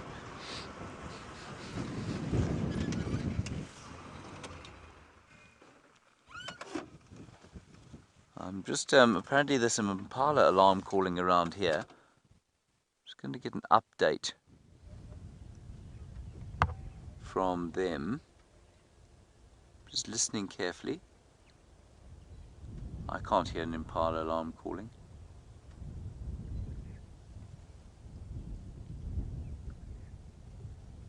Yes, it's all very silent. A bit of wind blowing, but otherwise not much.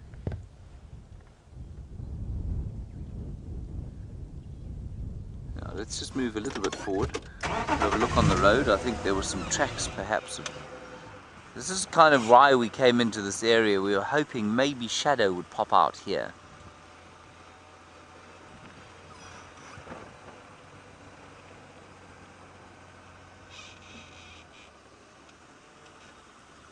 Hello, Dark Tranquility.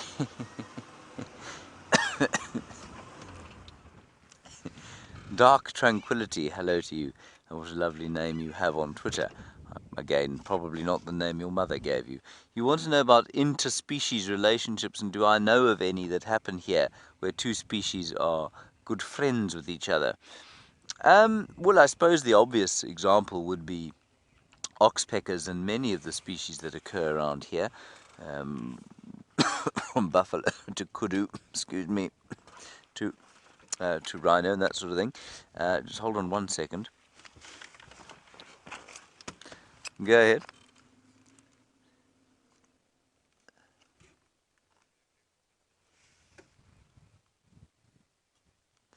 No, I didn't, and I stopped as soon as I heard you call it in.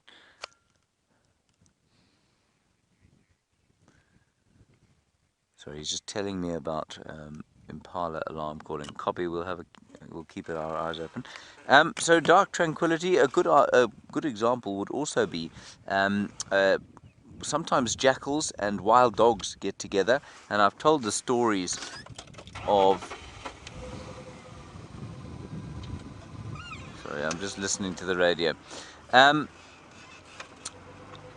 What happens is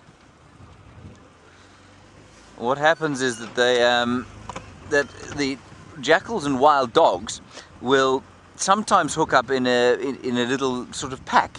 And there was a wonderful story at Mombo in Botswana of a single wild dog who didn't have a pack, and so she hooked up with a couple of jackals. She used to feed the pups, look after them, and then a hyena joined them. And the hyena, while not really part of the pack, used to kind of scavenge off them a little bit, but wasn't in any way aggressive to them. So that was quite an interesting one. It really is very unusual though. But then I suppose you do see it with also with things like wildebeest bulls, which will move around with impala herds for safety and that sort of thing. Right, dark tranquility, that's enough from me. Brent has got the lions still and something else with them.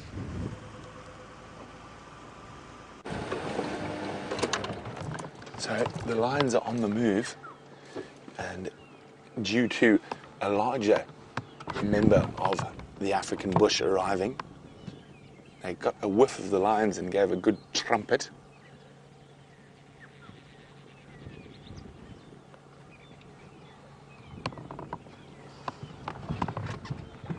Just gonna see what's happening. Let's get a bit closer. So Amber's gone up there. As you can see, that trumpet, sidetracked by an elephant dung ball that rolled.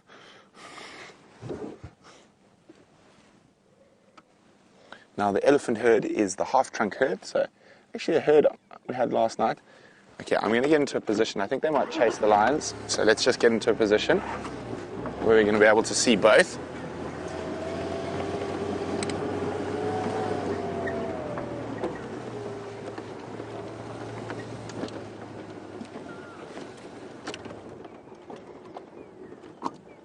Now the cubs are quite oblivious, playing with elephant dung. The elephants have stopped. They're the ellies. Oh, now the cubs are running after mom. Now Amber's just up ahead.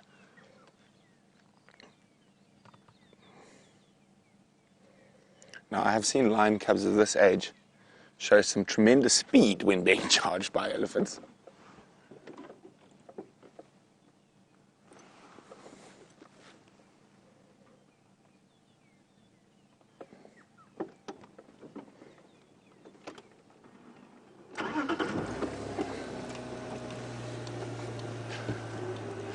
So this is absolutely magical. We've got two of Africa's big five in the same place. We might get to see some interspecies interaction. Now, even though these lions pose almost zero threat to the elephants just really don't like predators.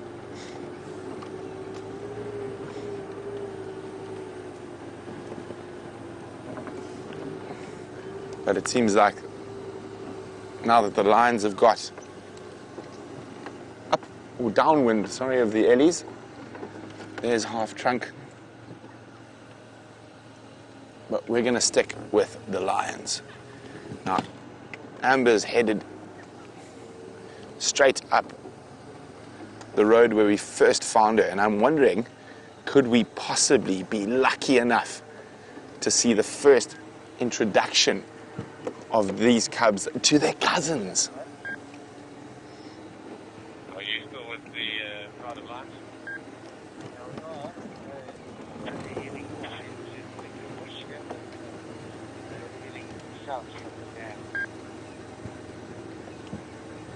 I'm coming down the boundary, heading your way. What is it just you there, buddy? It's myself, Brent.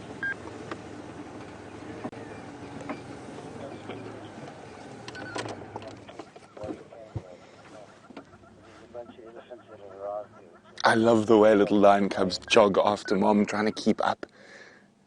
Thanks, Vinny. Is it okay if I approach from...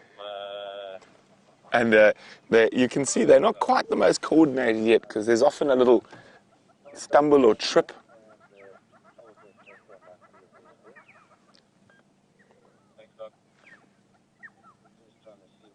You can hear squirrels alarming at the lions.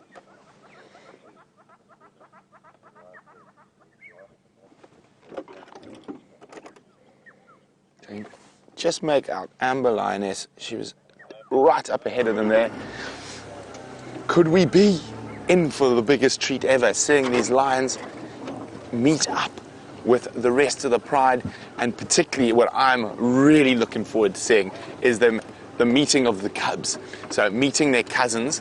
So it could be quite a rambunctious affair.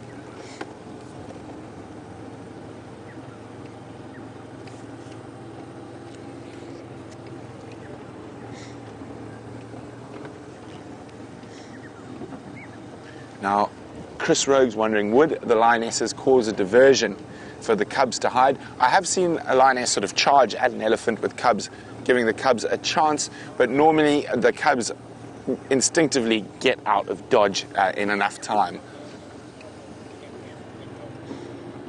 Okay, so here you go, the lions in there. I'm going to just jump up ahead of them, because if they are going to meet the rest of the pride, we want to be on the other side as they walk in. So we're going to leave the female with the 3 cubs now, and we're going to shoot up. I just saw Amber disappear into the bush up ahead.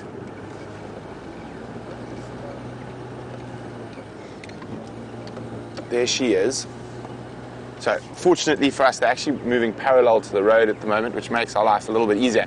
She is going to duck off into the bush shortly, so I'm going to go off-road from up here. I'm just really sort of scanning, hoping to see the rest of the pride.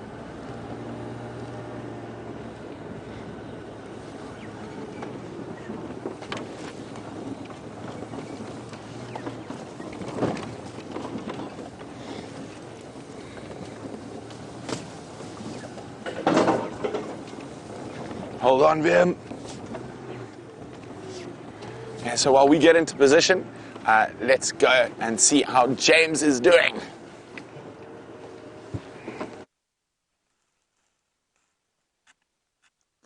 Hello everybody, we've just got a very, very beautiful little herd of nyala coming straight past us. In the background, a fish eagle is calling. Isn't this awesome?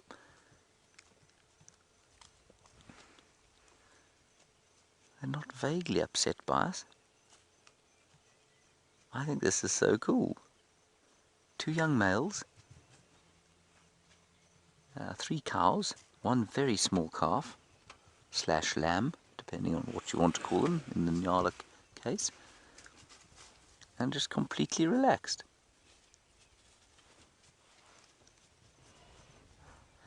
Wonderful.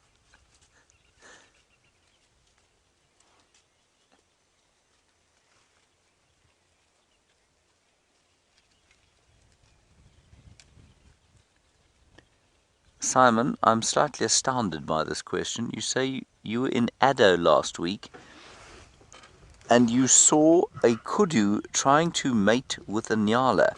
Have there ever been a hybrid between the two? No, I don't think so. I didn't think it was possible. I mean, they are from the same genus, so I suppose it could be possible. That is really astounding. I've never even heard of it happening. But I don't suppose it's impossible, obviously. You know, it is possible that even lions and leopards might mate with each other in the wild, if they were found with each other in the wild, because I guess they're so closely related that the hormones related to estrus and that sort of thing might be common. But I would say that's extremely, extremely unusual. Gee whiz, that's fascinating. I don't think that a hybrid would result, because I've never heard of a kudu and a nyala hybrid. I'm not saying it's impossible, but I think it's highly unusual. Alright, we're back with the lionesses. Apparently transport issues going on there.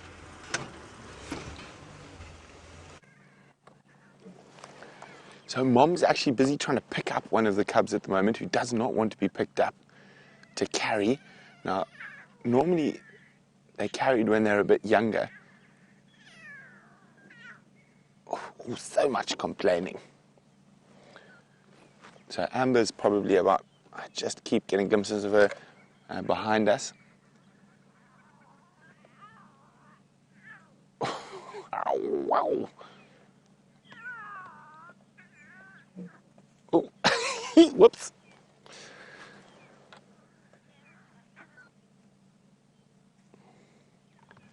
They're coming right up to us.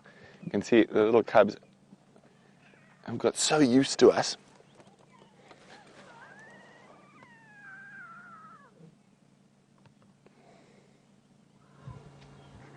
They're right next to us.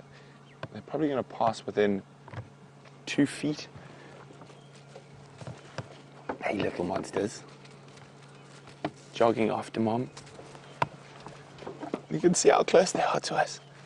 Isn't this absolutely amazing? Wow!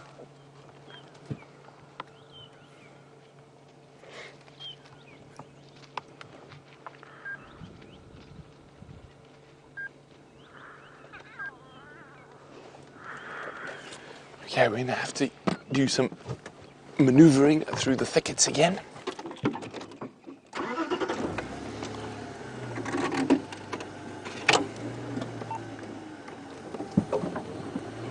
So Amber went basically there. Oh, I can't see my monitor. There, the lines. She went off in that general direction. Really hoping we're going back to the rest of the pride that have been avoiding me for the last couple of days.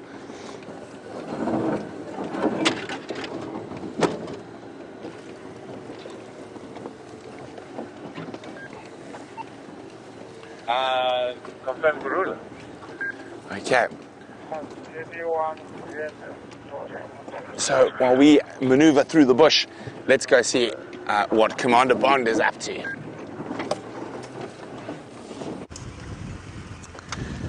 We've arrived at the Aratuza. I hesitate to use the term dam, because there is no water here anymore, but there is quite a swathe of animal and bird life. So let's have a quick look. There's a fish eagle flying away onto the top of the dam wall, a juvenile fish eagle. And that juvenile fish eagle has unquestionably been eating, Brian? Yeah, fish, yes, correct, fish. That's what fish eagles eat. And there are lots of dead catfish, I assume, lying in the mud here. And I'm sure that's what that fish eagle was eating. Now, if we pan, there's a mixed flock of, I suspect, widers. Oh, look in front of us there, Brian, on the ground. There are a whole lot of little birds. They are all canaries, actually, everyone. Yellow-fronted canaries. Sorry, they're the little things just sort of scrabbling about on the ground in front of us. I think if you go left a bit, you'll see them. Right a bit, so there they are. Those are all canaries, everyone.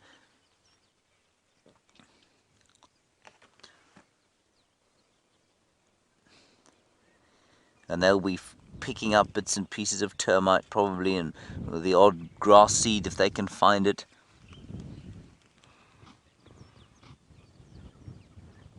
There are a couple of also grey-headed sparrows, but I don't think you're going to pick them up in this light.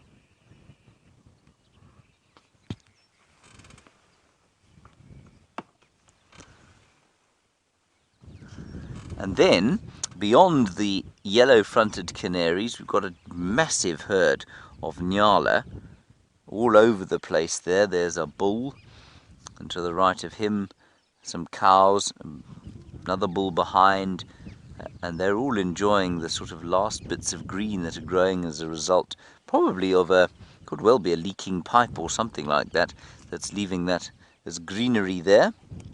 Very popular. There's some impala there as well. And I think the hippopotamus from this area has finally absconded and gone to find something else.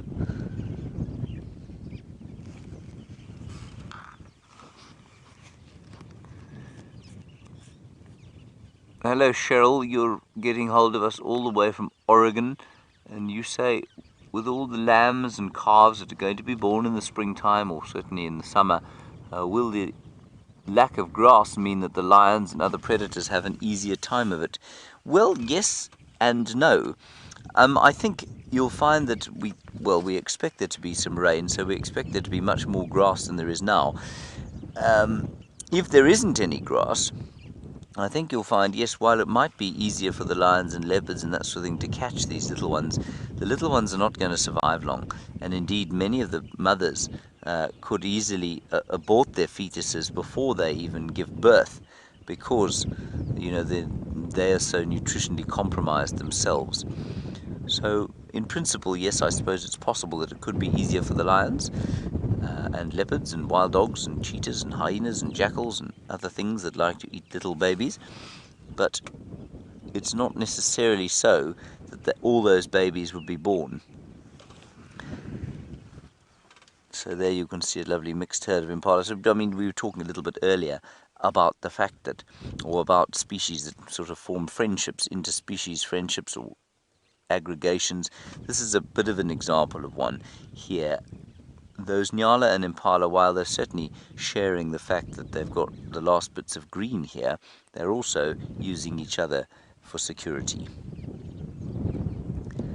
Because as the water becomes more concentrated and the food becomes more concentrated, the predators actually figure that out.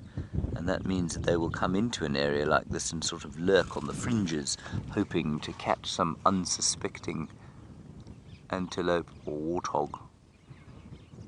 I was rather hoping Shadow might be doing that. She's been very shadowy of late, hasn't she, Brian? So shadowy. Alrighty, the lions are still around with Brent. Let's go back to them and see what's happening there. Goodbye, Mr. Fish Eagle. So there was some very interesting behavior that happened. So Mom started running quite quickly, like she was excited by something. And then we caught up with Amber. There's the rest of the pride and the cubs. The whole pride's coming in. So this is going to be the first introduction to the cubs and their cousins. I just got a glimpse of them through the bush. This is really exciting. The whole pride, the whole Nkuhuma pride. So this is the first time these little cubs are going to be introduced. It is quite thick here.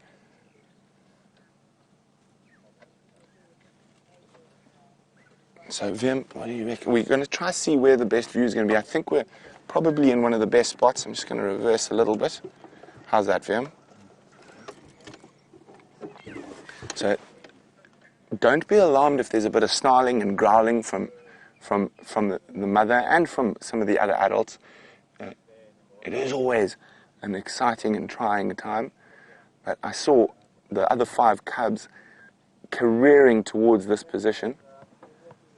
They seem to have stopped down in the little river system.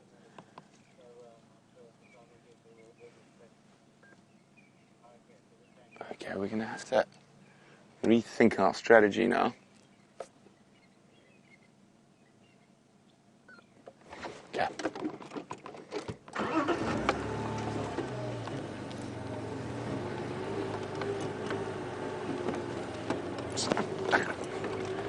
Okay, hold on. So the rest of the pride are just off to my right here, and it looks like she's going back to that den site where we had her yesterday in quite a precarious position. Okay, I can see lions everywhere now. There's just lions all over the place.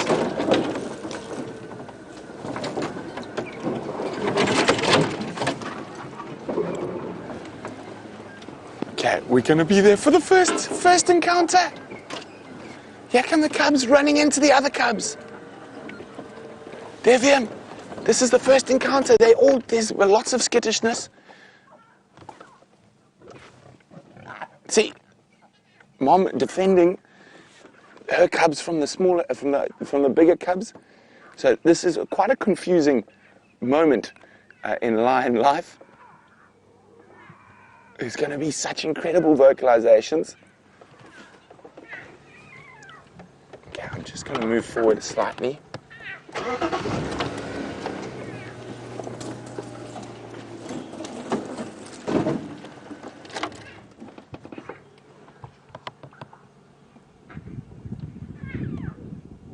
Oh, Mom's about to go reprimand. I saw the one little one, there we go, growling at, she's calling her cub, but the other cubs are trying to play with it. We can't see it, but I can just hear what's going on. Of course, they possibly choose the thickest area to do the meet-up.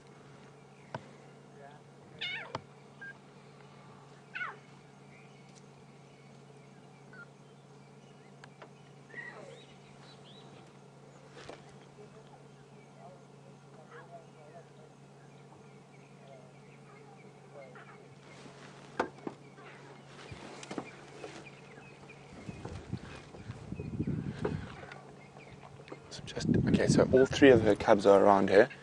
The rest of the other cubs are all over the place. I'm very excited by new cousins to play with. Bernie, if you're coming behind me, there's a good view. Thank you very much.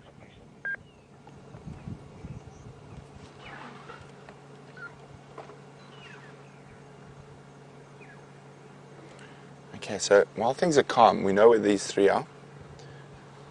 There's some more cubs directly in the river system in front. There's more cubs directly in front of us.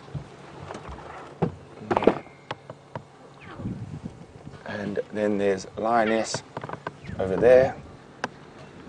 And another one up on top.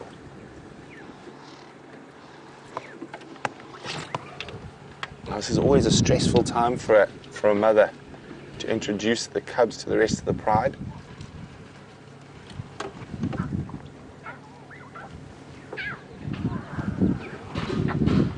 Oh, watch.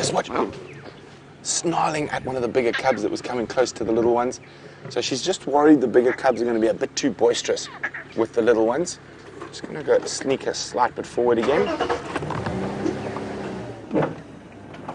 Oh, no, we can't.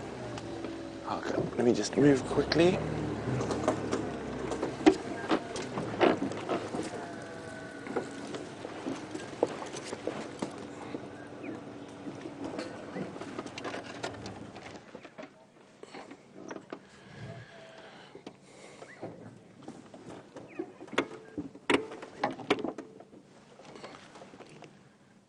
Growling. Now there's going to be quite a lot of this for the next while. So I think the majority, oh, here comes trouble. I think another cub is making their way towards us, another one of the older cubs. Now the majority of them are just in front in that little thicket there. Now that's where she was sleeping yesterday. That was the den site she had the three littlies in yesterday.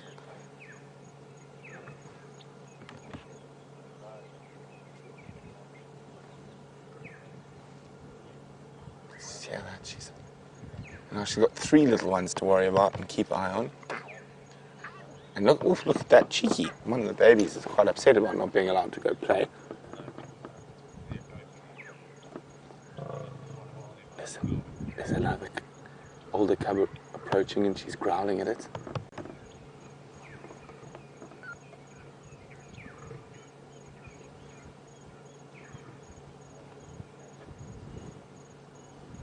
Isn't this absolutely incredible? We got to see almost certainly the first introduction of the little lion cubs to their cousins. Now, where are you off to, Mom? Now, as Mom goes to greet the other lionesses, there's a strong possibility that the other little cubs, are they going to follow her? They're going to follow her.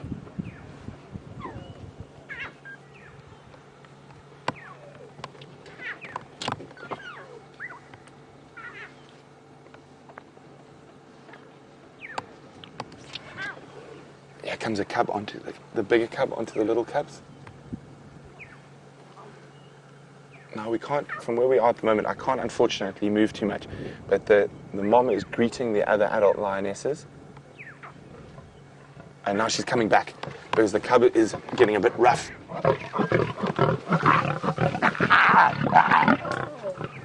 Oh, now other mom is coming to get involved because her little one has just been given a hiding.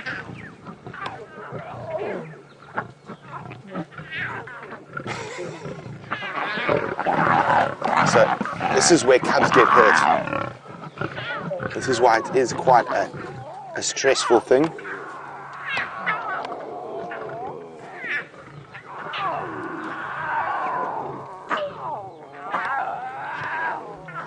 Okay, let's try. Oh, there we go. There's the scolded cub running back towards mom. I don't think she hit it too hard. It's more the sound that's more scary. So they're the older cubs. And there's just an incredible amount of vocalization going on.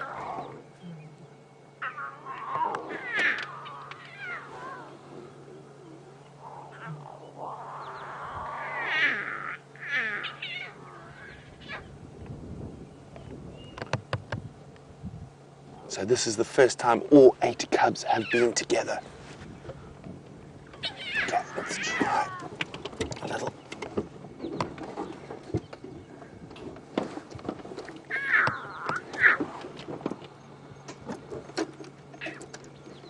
So there is the last of the 3 littlies.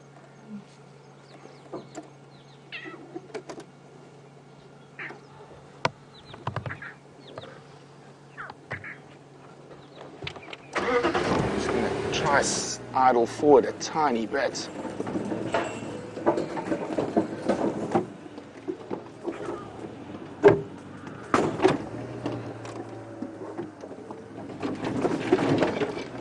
Okay, so we've got the female with the youngest cubs in the thicket here. We can barely make her out, but in front of us is one of the mothers with 5, the other 5 cubs.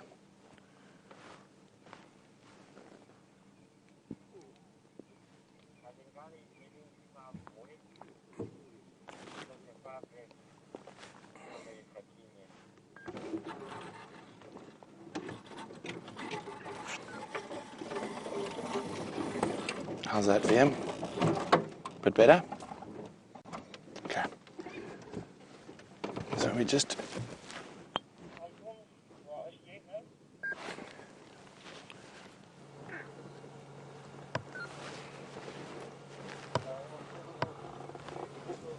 So I'm sorry, I'm just trying to lie out of the way here.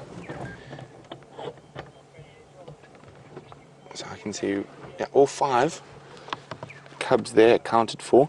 There's 4 between her legs and 1 lying off behind her.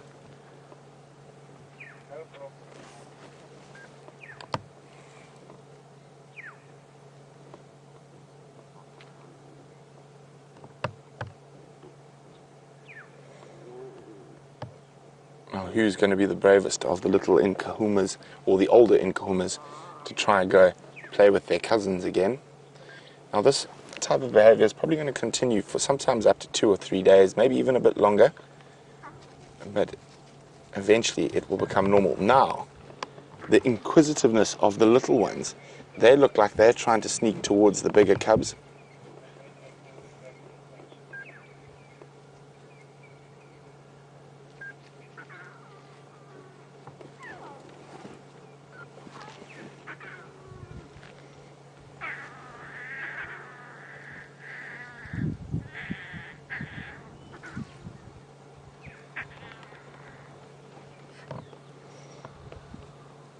So James Richard is wondering, one has to wonder what influences that today was the day that the cub should meet the bride. James, I think it's the age. They've got to the age where they're going to start becoming more reliant on meat, and which for the lioness means they need to be able to feed with the bride, and it takes a bit of pressure off her in terms of milk production.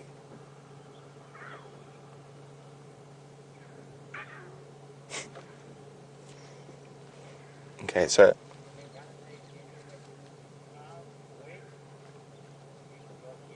we've got 1 lioness there with the 3 little ones.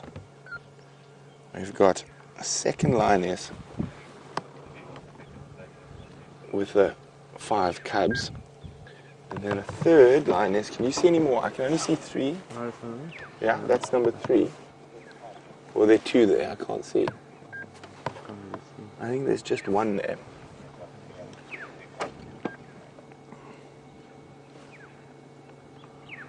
It's not to say, actually, I remember I did see another lioness up on the other bank, so that's 4. It's quite possible that the 5th is here somewhere as well. Just trying to think. So it's not the easiest area to work in. Okay, let's just try it.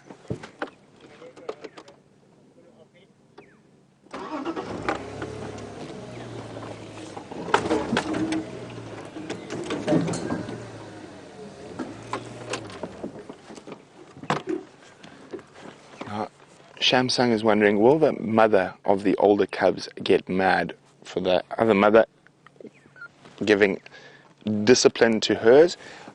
Yes, sometimes. Sometimes they just stay out of it. Now, these sort of little social hierarchies need to be sorted out quite quickly for the pride to start behaving amicably again.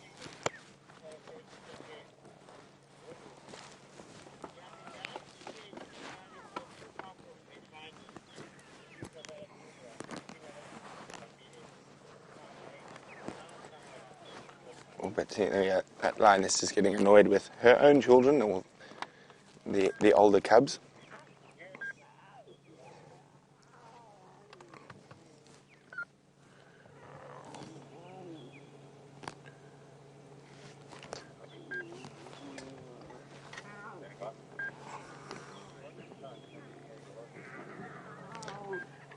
So, guys, we've got to make space. There are a lot of other people coming, and we have spent the whole morning so far with these cubs and had the best sighting. So I'm going to have to move out of here and let someone else come in. I think the initial aggression, that initial amazing interaction is over.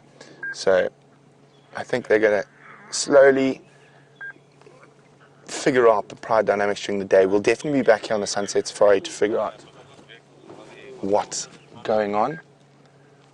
I'll wait just 1 second before we do. Mom's coming back down again. She might go greet the lionesses, and this is where the older cubs sometimes take the opportunity to make a beeline to the little ones.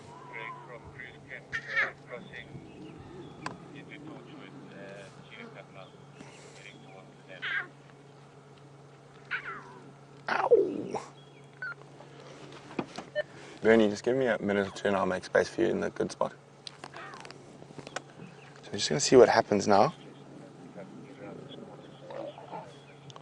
So there's greeting going on between the adult lionesses behind that bush.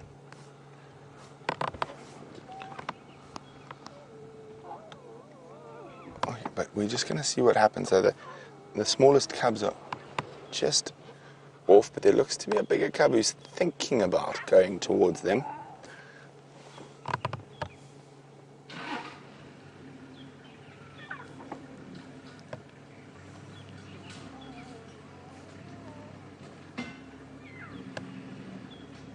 Now it seems the one of the smallest cubs is a little bit more timid than the others and staying a bit further back.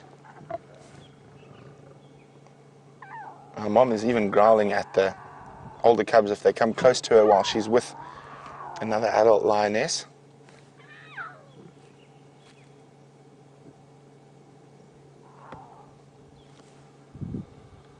So that is 1, 2, 3, 4, 5. Okay, all older cubs accounted for.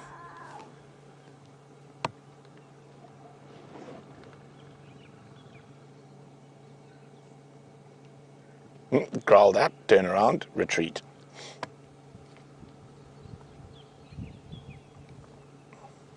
And then two of the smallest cubs are right next to us there in the thicket. And then one's just a bit further away. Okay, we're going to have to make space. It doesn't look like anything's about to explode right now. So isn't this incredible? The first ever interaction of all the Nkuhuma cubs together. What a special moment to be here live.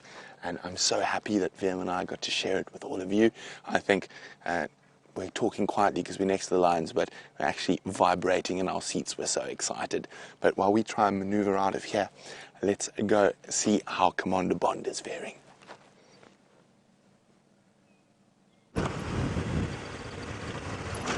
Hello everybody, not much to report from this end. We've left Arathusa, we did the length of the airstrip, we saw some monkeys and interestingly some pied crows. I'm not sure how many of you have them on your bird list. A rather unpleasant bird that goes caw, caw, caw. It reminds one of death and destruction, so we didn't hang around there. You mustn't be around birds that remind you of death and destruction, must you, Brian? No. Very depressing. Tingana still remains very comfortably ensconced at One Eye Pan on Simbambili, so we haven't come near him, and we also haven't found any tracks of Shadow. So we're back kind of at square one. So I think what we'll do is go towards Treehouse Dam and see if we can't find if Karula has come down there. Incredible jealousy I feel right now for the experience you've had with those cubs. Yes, difficult to not feel extreme forms of green jealousy. Brian, do you agree? I do agree. Yes, Brian is also green, as am I. But we did have our turn. We did have our turn with those cubs, yes. That's very magnanimous of you, Brian. Yes, yes. So we've now left the environs of Arathusa and we'll go back onto Djuma.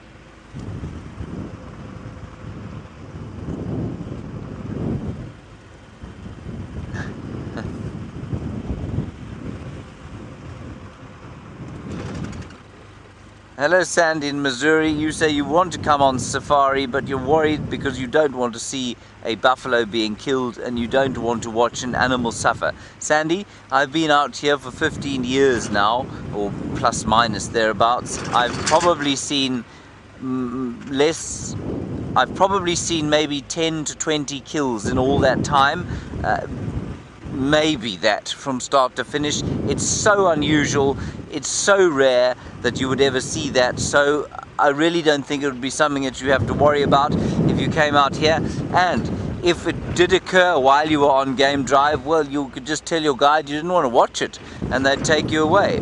So I really don't think that would be the very last thing I'd be worried about before I came on safari, was the fact that I might see a kill that would leave me feeling emotionally distraught. So no, absolutely, I do not think that watching safari is a better option for you than being out here. I promise you now, if you can manage to get out here, you will be amazed by the feeling, the sights and the sounds and the smells and all of those things that you just get a kind of virtual impression of on the safari drives, but that are magnified 100-fold if you come here. There is a steenbok there. Can you see him, Brian? And he is looking at us with great suspicion. Many steenbok in this area. It's a little bit more open than some other areas.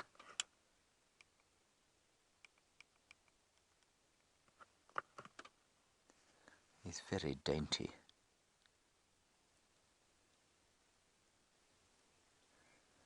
You can't believe that an animal that size, I mean, he probably weighs about 8 kilograms at absolute maximum.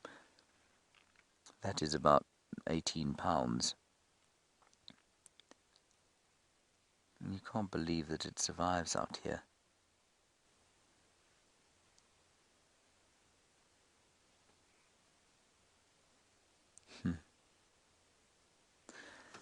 And he's what we call a concentrate feeder, so he's looking for buds and shoots and ideally green stuff, probably the odd subterranean bit of greenery, because it's very difficult for them to find enough to eat. They've got an extremely high metabolism, and so the kind of bulk dry grass that we saw the zebra and the buffalo eating, they are not able to do that. They must find green stuff.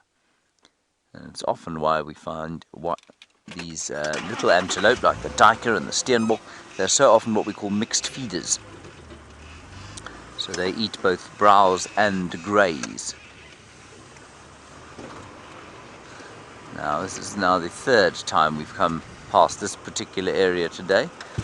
And that is not to say that it's a waste of time, because as we all know, things do pop out on the road in front of us. Sometimes. Let's go across to Treehouse Dam now. We've had some lovely hornbill sightings during the day while you were looking at the lions. We'll try and get you another one now. Ooh.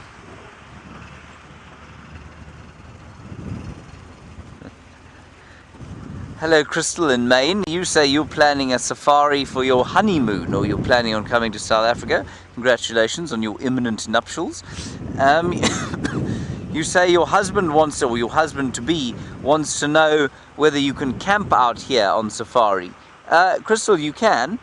You can. I'm just looking at the road. I think these are hyenas. They're not dogs. Yes, definitely hyenas. You can camp. You can camp in the Kruger Park. You can camp in the Pilanesberg. You can camp in just about all of our national parks, I think. So absolutely you can. You can do that sort of camping, or you can do what they call glamping. And glamping glamping is a glamour camping, if you like, where you can go and you can stay in a very fancy tent at one of these lodges. And well, that's the kind of camping light way of doing it. So Crystal, definitely any of our national parks and many different private reserves where you can do this sort of glamping type of thing.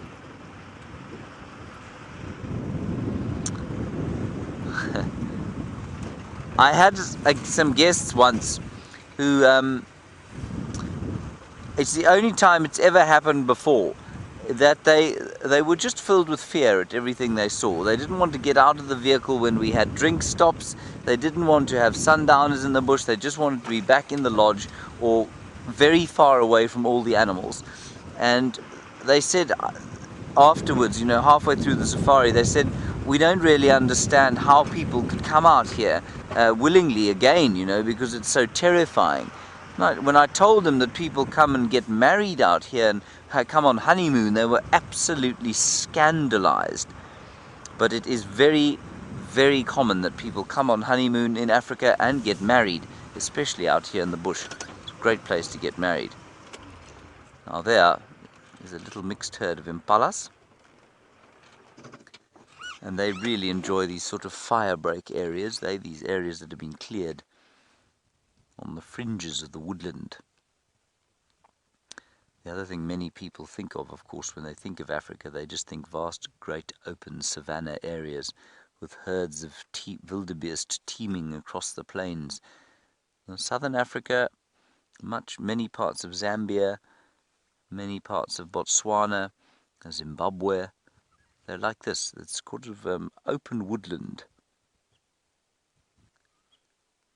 with, patches of clearings.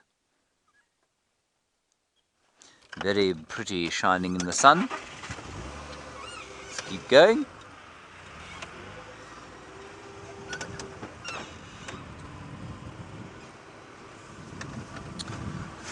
And Sarah, you want to know about the relationship between private reserves and government reserves or national parks. Why are we dragging a stick there? I'm just going to quickly reverse. Sarah, an area like this is a collection of private reserves. Is it out? We were dragging that stick with us. So an area like this is a collection of private reserves that is connected to the Greater Kruger National Park. So the Kruger Park, off to the east of us, there's no fence between us and them. And for many years there was a fence, and then in 1992, with an agreement between the park and the private landowners, where basically there was various negotiations on how the land would be used and managed, those fences came down. So it's quite nice for the park because it's a buffer between them and the sort of mass of humanity on the western fringes of the park, and that relationship is a very strong one. I'm not sure that it happens too much in other parts of the country. I know where we were talking about Addo a little bit earlier. Addo, yes, there are sort of private concessions on the fringes of the Addo National Park. Otherwise, private companies also get concessions within the national parks where they don't own the land, but they lease it. So all sorts of complicated arrangements, Sarah. All of them very good for conservation because the government can't really afford to buy too much more land, and likewise agriculture has often been proven to be the wrong land use for much of our landscapes. And so where you're next to, if you have farmland next to a national park, well, you can join it up, keep the land, but then use it appropriately, and that expands land for conservation, which is great.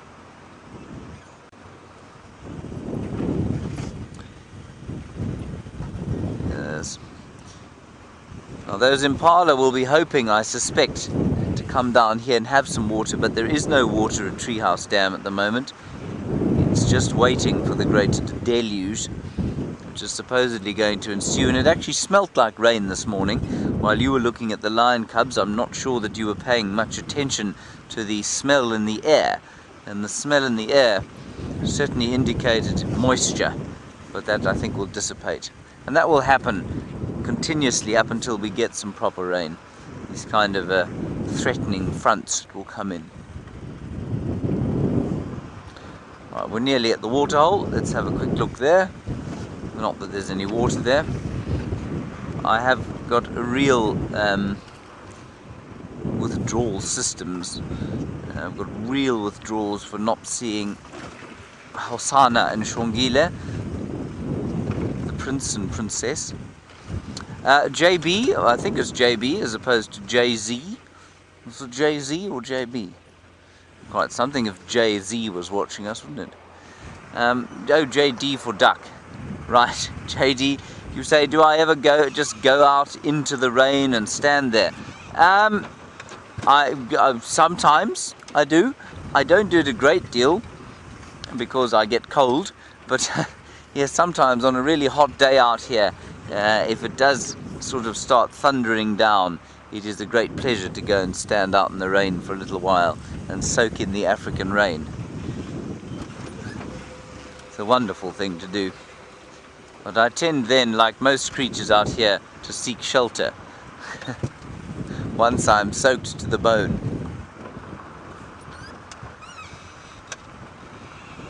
No, I don't see much going on here, do you, Brian? There don't seem to be a great swathe of leopards or birds. Now, in this tree on my right-hand side, everyone, we will hopefully have some weavers fairly soon. Now, the weavers, we had a pathetic crop of weavers last year on account of the lack of rain, and I'm hoping that when this waterhole fills up, the weavers will return with their swizzling, gorgeous calls and lovely golden feathers. And those pods, the only reason they survive there is because nothing is tall enough to get at them. Let me just try and retrieve one.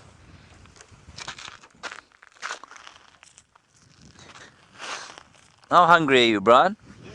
Very hungry. Well, you're in luck. So here are the pods, everybody, and they're obviously extremely nutritious, and many animals will try and eat them, and that's why they're only at the top there. And because of the tree is being on the bank, it's not particularly easy to get at. Brian, there's a seed for you to chew. I wouldn't swallow it, just give it a bit of a taste, I think. Not mulpita you're giving me here. It might be what's mulpita? Mad pills. Mad pips. Mad pips. You don't want to eat mad pips. What do you think? I can't even get my teeth through it, okay? That's no good. Would you like some pod? Should we try pod? I always thought that they would taste a little bit like porridge. I don't know why I would have thought that. They don't, do they? It's quite tasteless. Utterly tasteless, yes. Anyway, if I was a starving elephant, I might eat them. As I've said to you many times, you wouldn't survive out here if you couldn't hunt some kind of animal to eat. Not much in the way of decent vegetation to chew upon. Yuck. Right, on we go. Not one elephant have we seen today, everyone. There is a little bit of that acacia taste to it, which you get out of the bark, which isn't too bad. But it's not exactly delicious. It's not going to taste like the muffins that Amanda is no doubt preparing as we speak.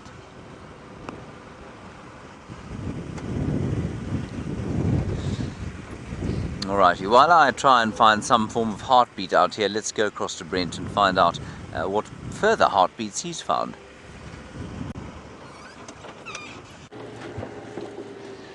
So the noise of that interaction with that Nkuhuma lioness and the older cub got those two male lions that were in Torchwood up and mobile.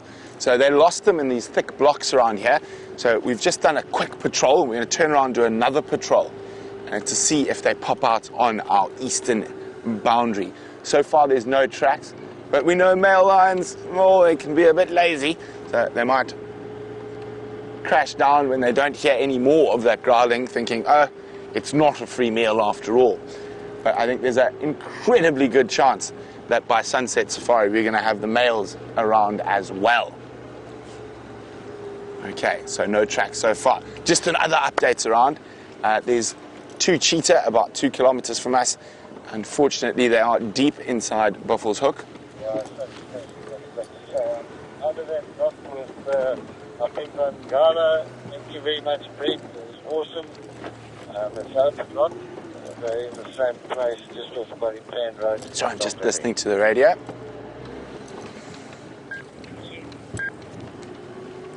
So what I'm going to do is that we're going to keep looking for these males for a little bit, and I'm going to try, if we get the opportunity, to pop in to those lions and cubs again for a little bit.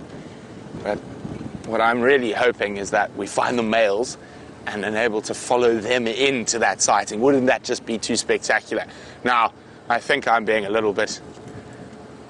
What's the word we're looking for here?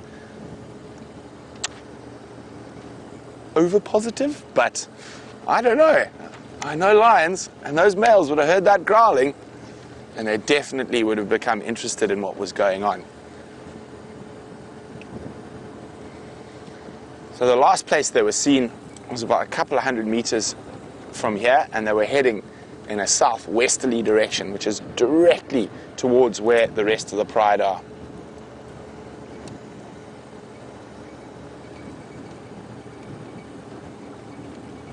Come on, putty cats. But now, that interaction we saw today is something that very, very few people who come on safari get to see. The only time you really see stuff like that is when you are out every day. So it is unbelievable that we were there. We're in the right place at the right time to get to see some of the most spectacular lion interaction that we've witnessed on Safari Live. And while we keep searching for the Birmingham boys, and hopefully they're on their way to join the rest of the pride, let's go to James, who has found a very large heartbeat.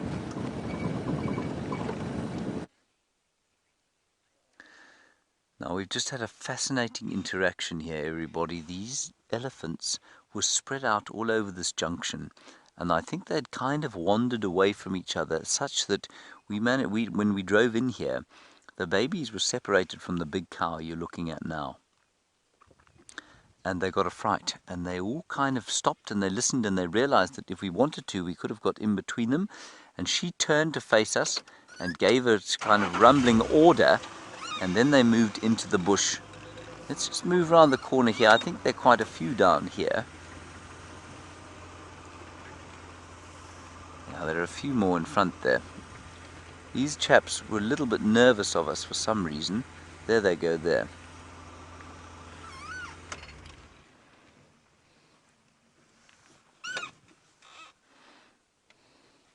Hello, Tasha. A good question from you about elephants and where their movements, whether they come into this area or if this is just the same herd of elephants we're seeing all the time. Tasha, we certainly do see some of the same elephants all the time. You had that half-trunk herd that we so named today. You had them at Buffalo's Hook Dam. We see them quite often. But they do roam very widely. So lots of the elephants we see here we've never seen before. Lots of them will come on to this reserve for a little while, and then they'll disappear. Look at the suckling there. Isn't that amazing? It's getting quite big for suckling, that one. Will definitely be on the solids as well.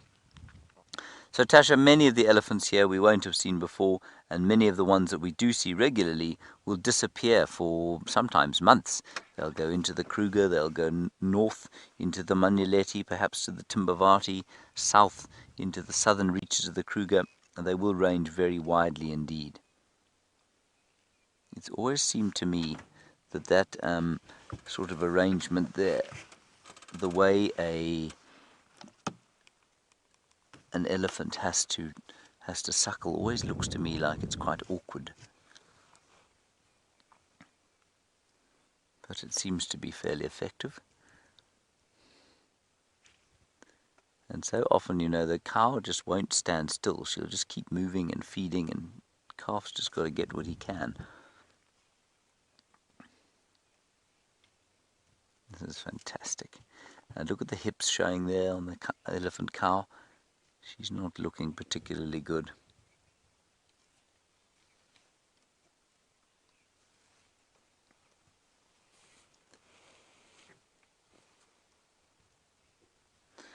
Hello, voter in Bristol. With your name, I'm going to assume that you probably are from South Africa. So, welcome home. You say...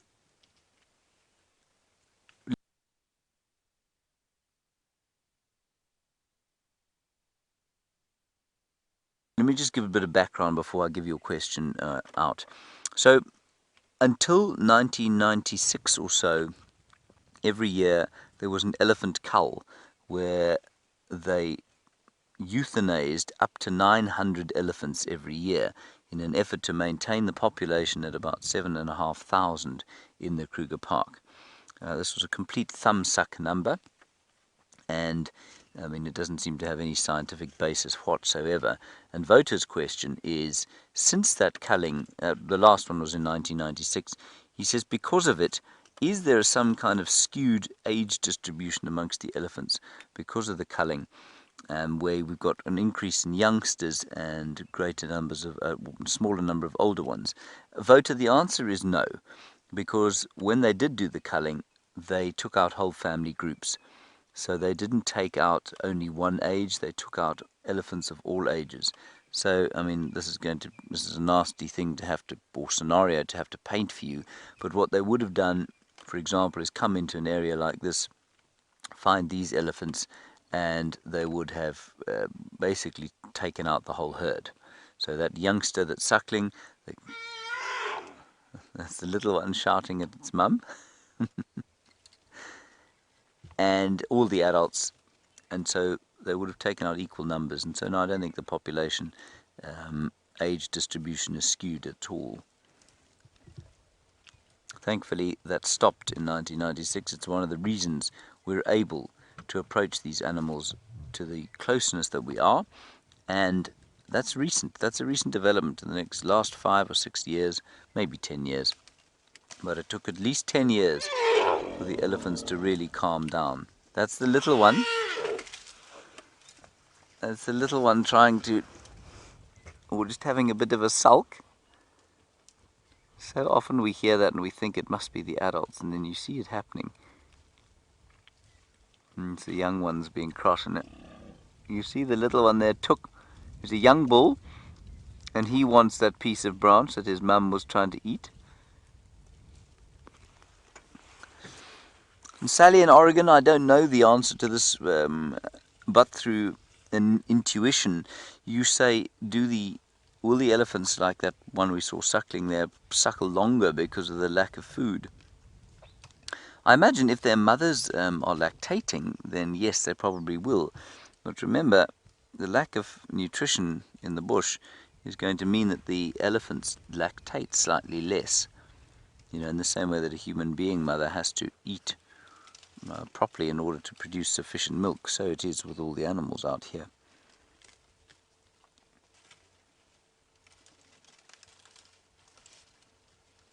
It's quite sweet. A little baby playing with that stuff behind there. Getting very cross because Mummy picked it, obviously ate off the bark, and then this little bull wanted to play with it, so he got cross and shouted.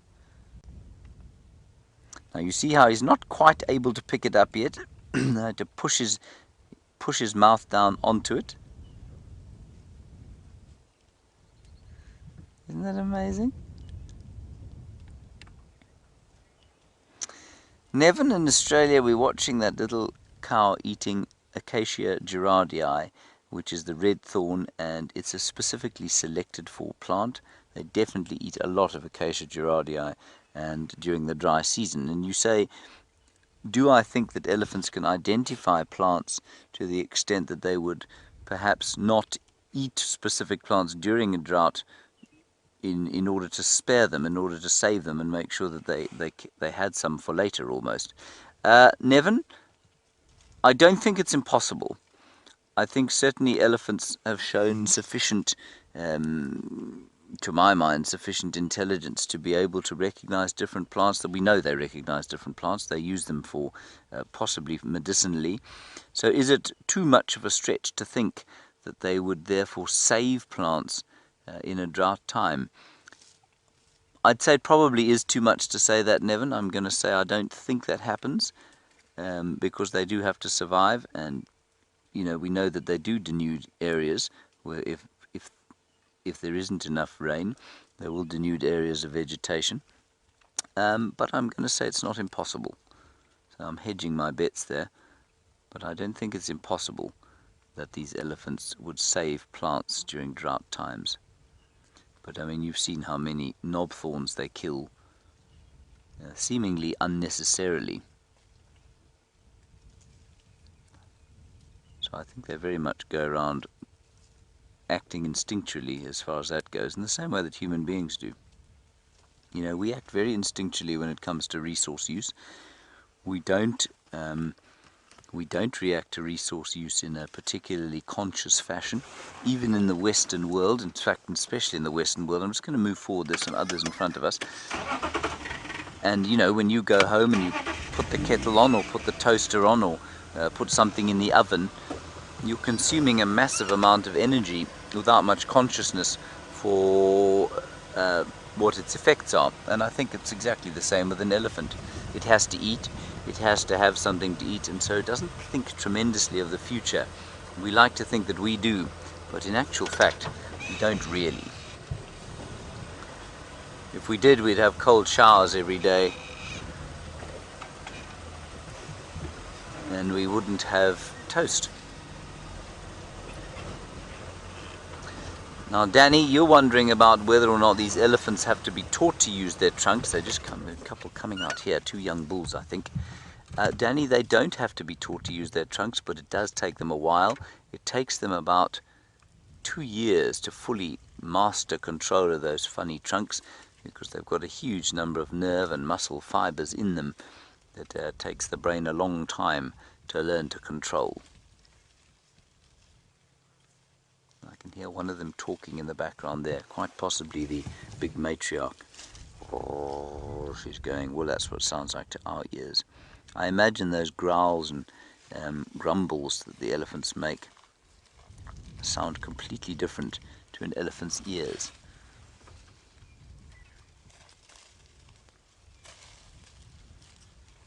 Lovely when the light comes out.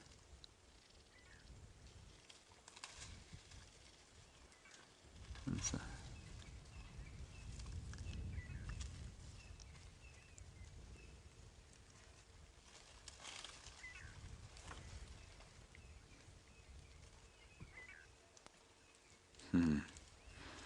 Very nice question. We were talking about the cull earlier, everybody, and Vota was asking about the cull, which ended in 1996, and then Michael, not Gary.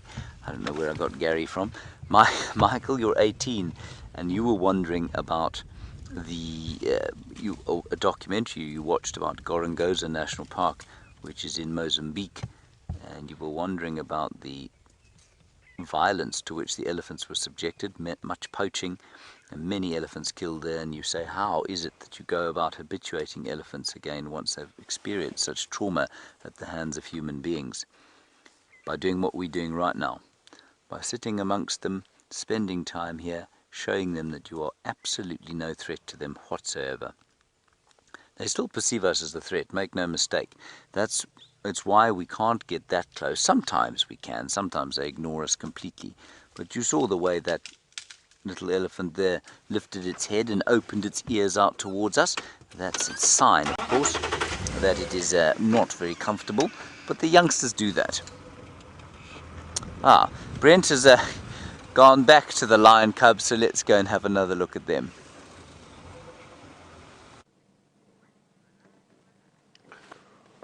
normality being restored. If you can describe what we saw this morning as abnormal, which it's not, it's quite normal, but everything is quite calm here now. Oh, there's one of the older cubs.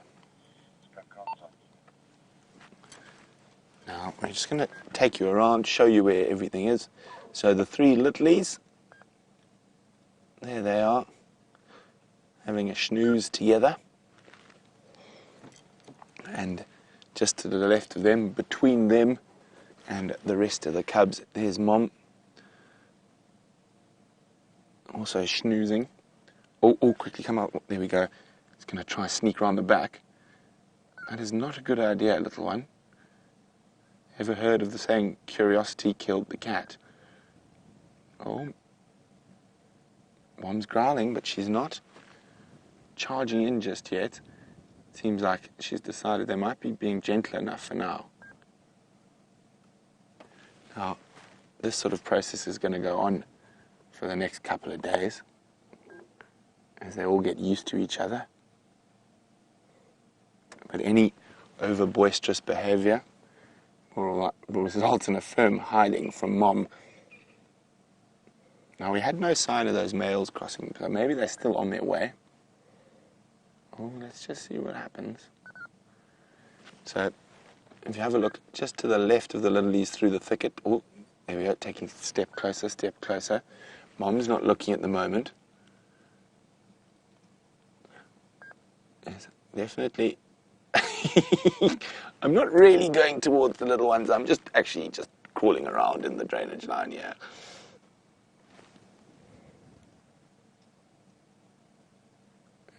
It's interesting to see what Mom does if they actually get close enough to touch the tiny cubs.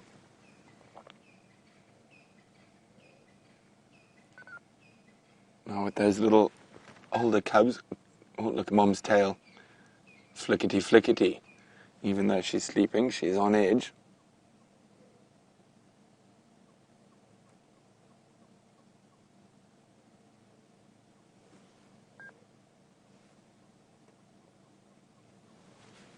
All's calm for the moment. So we've confirmed yes, discretion, the better part of valor. Mom, one look, and the older cub went back across to the other side of the river system. There is still one little of the larger cubs, still quite close. You can just see it through the bush behind. But it seems to be quite calm at the moment. So they're the little ones, plus 1 or 2 of the others. There's Mom. There's another one of them others. So all 5 lionesses are here. Now we can't really see too well, but through this thicket, there's actually 2 lionesses.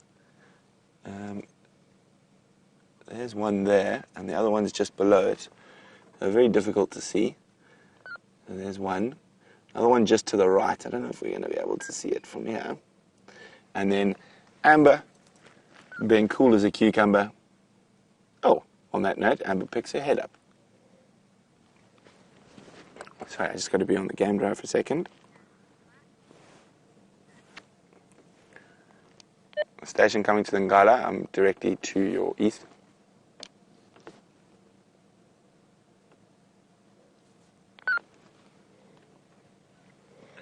Sorry about my head getting in the way.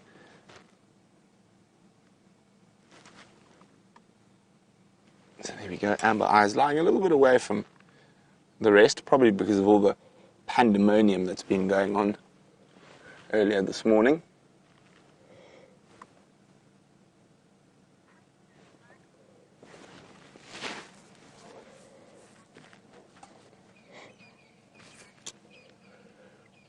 Hi, Michael. Michael, who's 18, is wondering at what age will the male cubs start to establish that tight bond that is going to be needed when they leave the pride. They've already started establishing those bonds, Michael, so that those bonds are already being established as we sit here and observe them. And if they're in the same litter, those bonds are established from within hours of birth.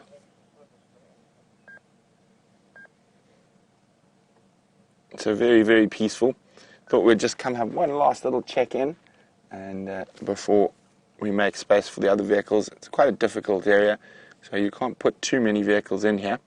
Not because the lions are upset, just because the bush is so trying. Watch my head. There we go.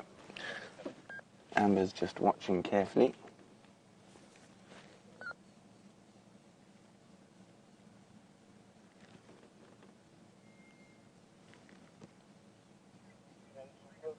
So we're going to leave the lions. We'll be back this afternoon. Hopefully the Birmingham boys are here, but I think all the action is over for the morning, and it's going to be lots of slumber. Maybe they might move towards the Buffalo's Hook waterhole, but we'll find out on the sunset safari. So while we make our way out of here, let's go back across to James.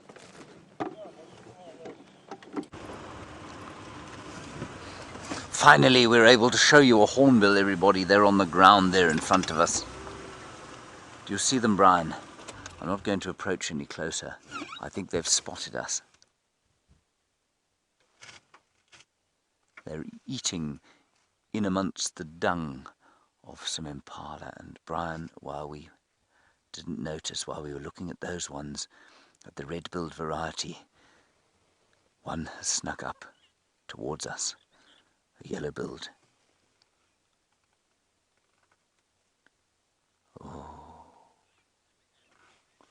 Do you think he's seen us, Brian? Hopefully not. I hope not.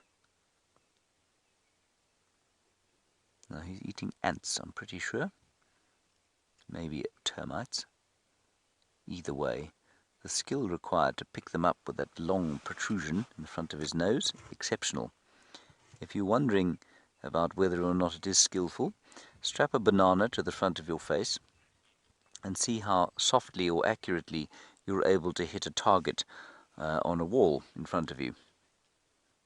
Have you ever tried that, Brian? I haven't. No, that's because it's really very difficult. What's that? Stone.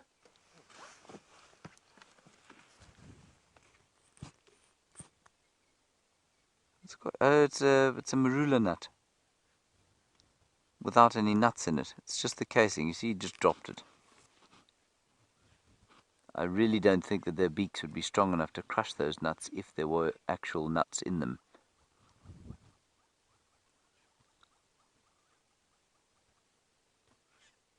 Having a little relax now.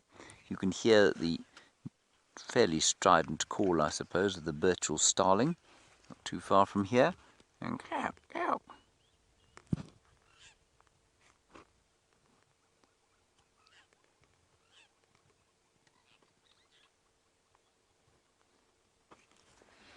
And then also, in fact, let's just stay with the hornbill for now.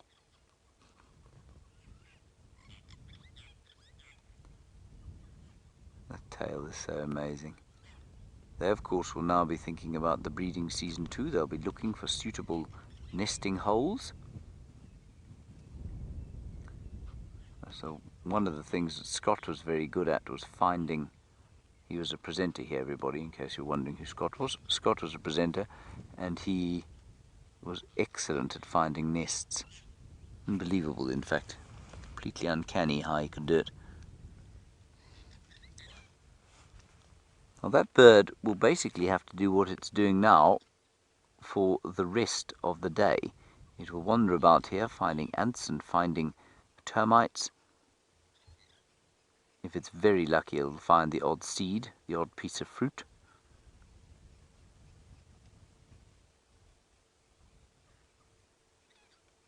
It's a rather splendid bird, though. And then they rest in the night time. Much more so, completely unlike, say, a vulture, which will eat briefly and then can go days without eating anything. And that's because vulture obviously eats meat, and it hangs in the air. It uses very little energy at all. Very nice, Brian. Superb hornbill sighting.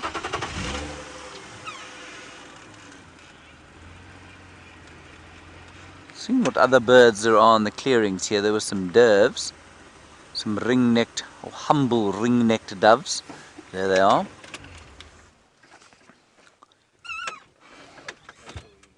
Sorry, straight in front here. There we are. Yeah. Now, valley in Oregon, or Bally, is it valley or Bally, Kirsten? Sally. Not Valley or Bally, Brian, but Sally, which is a more common name than Valley or Bally, normally for people. You say African birds are so colourful. Yes, some of them are, as we look at the ring-necked dove, which is inescapably uncolourful. But yes, I do. The closer you get to the equator, the more colourful the birds become, Sally.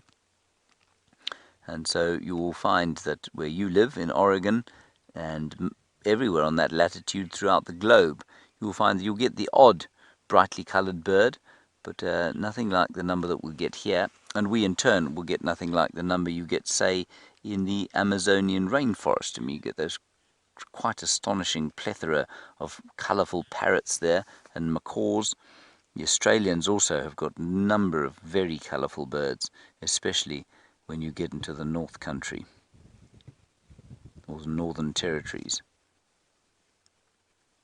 So we're kind of in between, and we do have a number of very colourful birds, the ring-necked dove not being one of them. Right, oh, there's some zebra up ahead. Our cup has begun to fill up, Brian. The zebras are going to be having a drink at the water.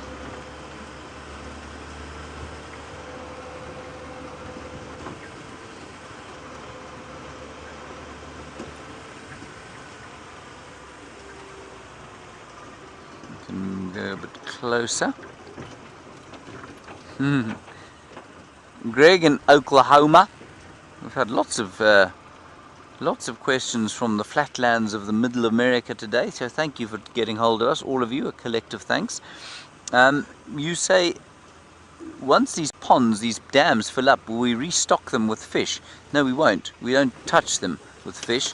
And it's interesting because one of the great mysteries, well, if you're not a biologist or somebody familiar with these areas, is how on earth these places fill up with fish again.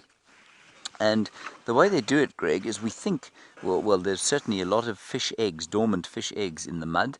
So something like catfish will certainly have their eggs in the mud, and on the vegetation. And I think what also happens is that big birds, like say storks, which fly between waterholes, I think they carry fish eggs on their legs and also in their dung, I've no doubt. So when they... He's exhausted, Brian, isn't he? It's a tough morning. There's something very funny about a horse or a zebra in this case yawning. In fact, it may... Oh, sorry about that, everybody. That was purely brought on by the zebra. Phew. Right. Eggs, fish, right, okay, storks will carry the eggs, that's right, in their dung and on their feet, and I think you'll find, I mean, there are probably 2 or 3 species of fish that we get here, catfish being one of them, and a couple of tilapia species. Well, those are the only 2 really, and so we don't need to stock them. But it is astounding, if you build a new dam, they were never stocked. So if you were ever at a if you were ever on a farmland and they dug a dam and it filled up with water, you would find within months there would be plenty of fish in it. And it was a great mystery as to how on earth they got there.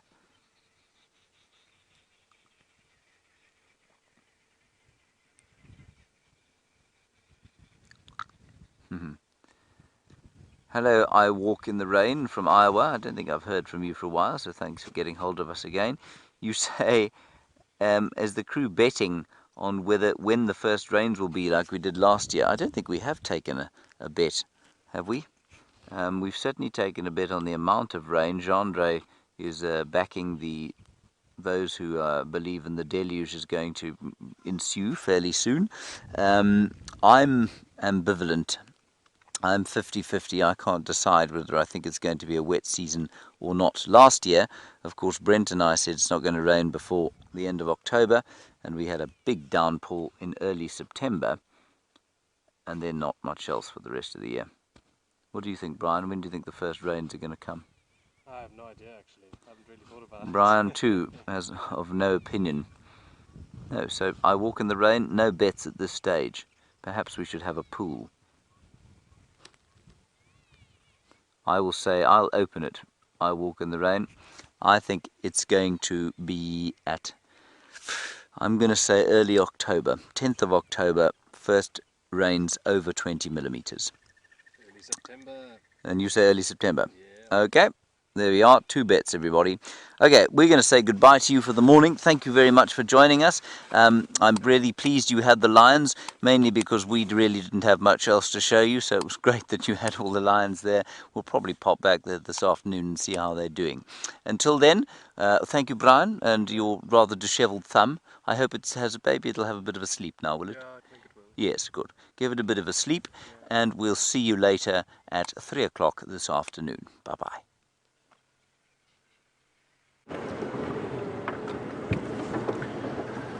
What an absolutely spectacular morning. I mean, I think we can use all the adjectives: spectacular, amazing, wonderful, supreme, exquisite.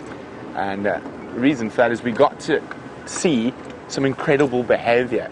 And I know sometimes the visuals weren't that good because they were in the thicket, but just to be present for the new cubs joining the pride, and that is I'm just on an absolute high at the moment, and VM and I are both so happy that you were able to join us for that little snippet into the secret life of lions. So, great stuff. And I think I've got a strong suspicion that the Birmingham boys might be there by Sunset Safari. There's some cloud moving in, it's staying cool, so maybe those male lions will come join the rest of the pride. Now, the pride does look like they have eaten, but they could definitely eat again. So maybe they'll be on the hunt on the Sunset Safari. So exciting prospects ahead. And isn't it wonderful that they seem to be using Djuma as their base.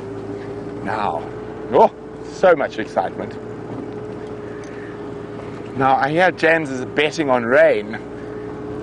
And he says the 20th of September for the first rain over 20 mils. Oh, 10th of October. I was about to say September. That's quite I think that's big wishful thinking. VM, what's your call? Also, October 1st, VM says. And only a little bit. Only a little bit. So we're talking about over 20 mils. I'm going to be a bit more pessimistic.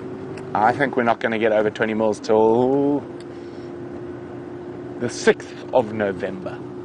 That's my call. The 6th of November to get over 20 mils. Although the weather patterns are quite strange at the moment, so one never knows.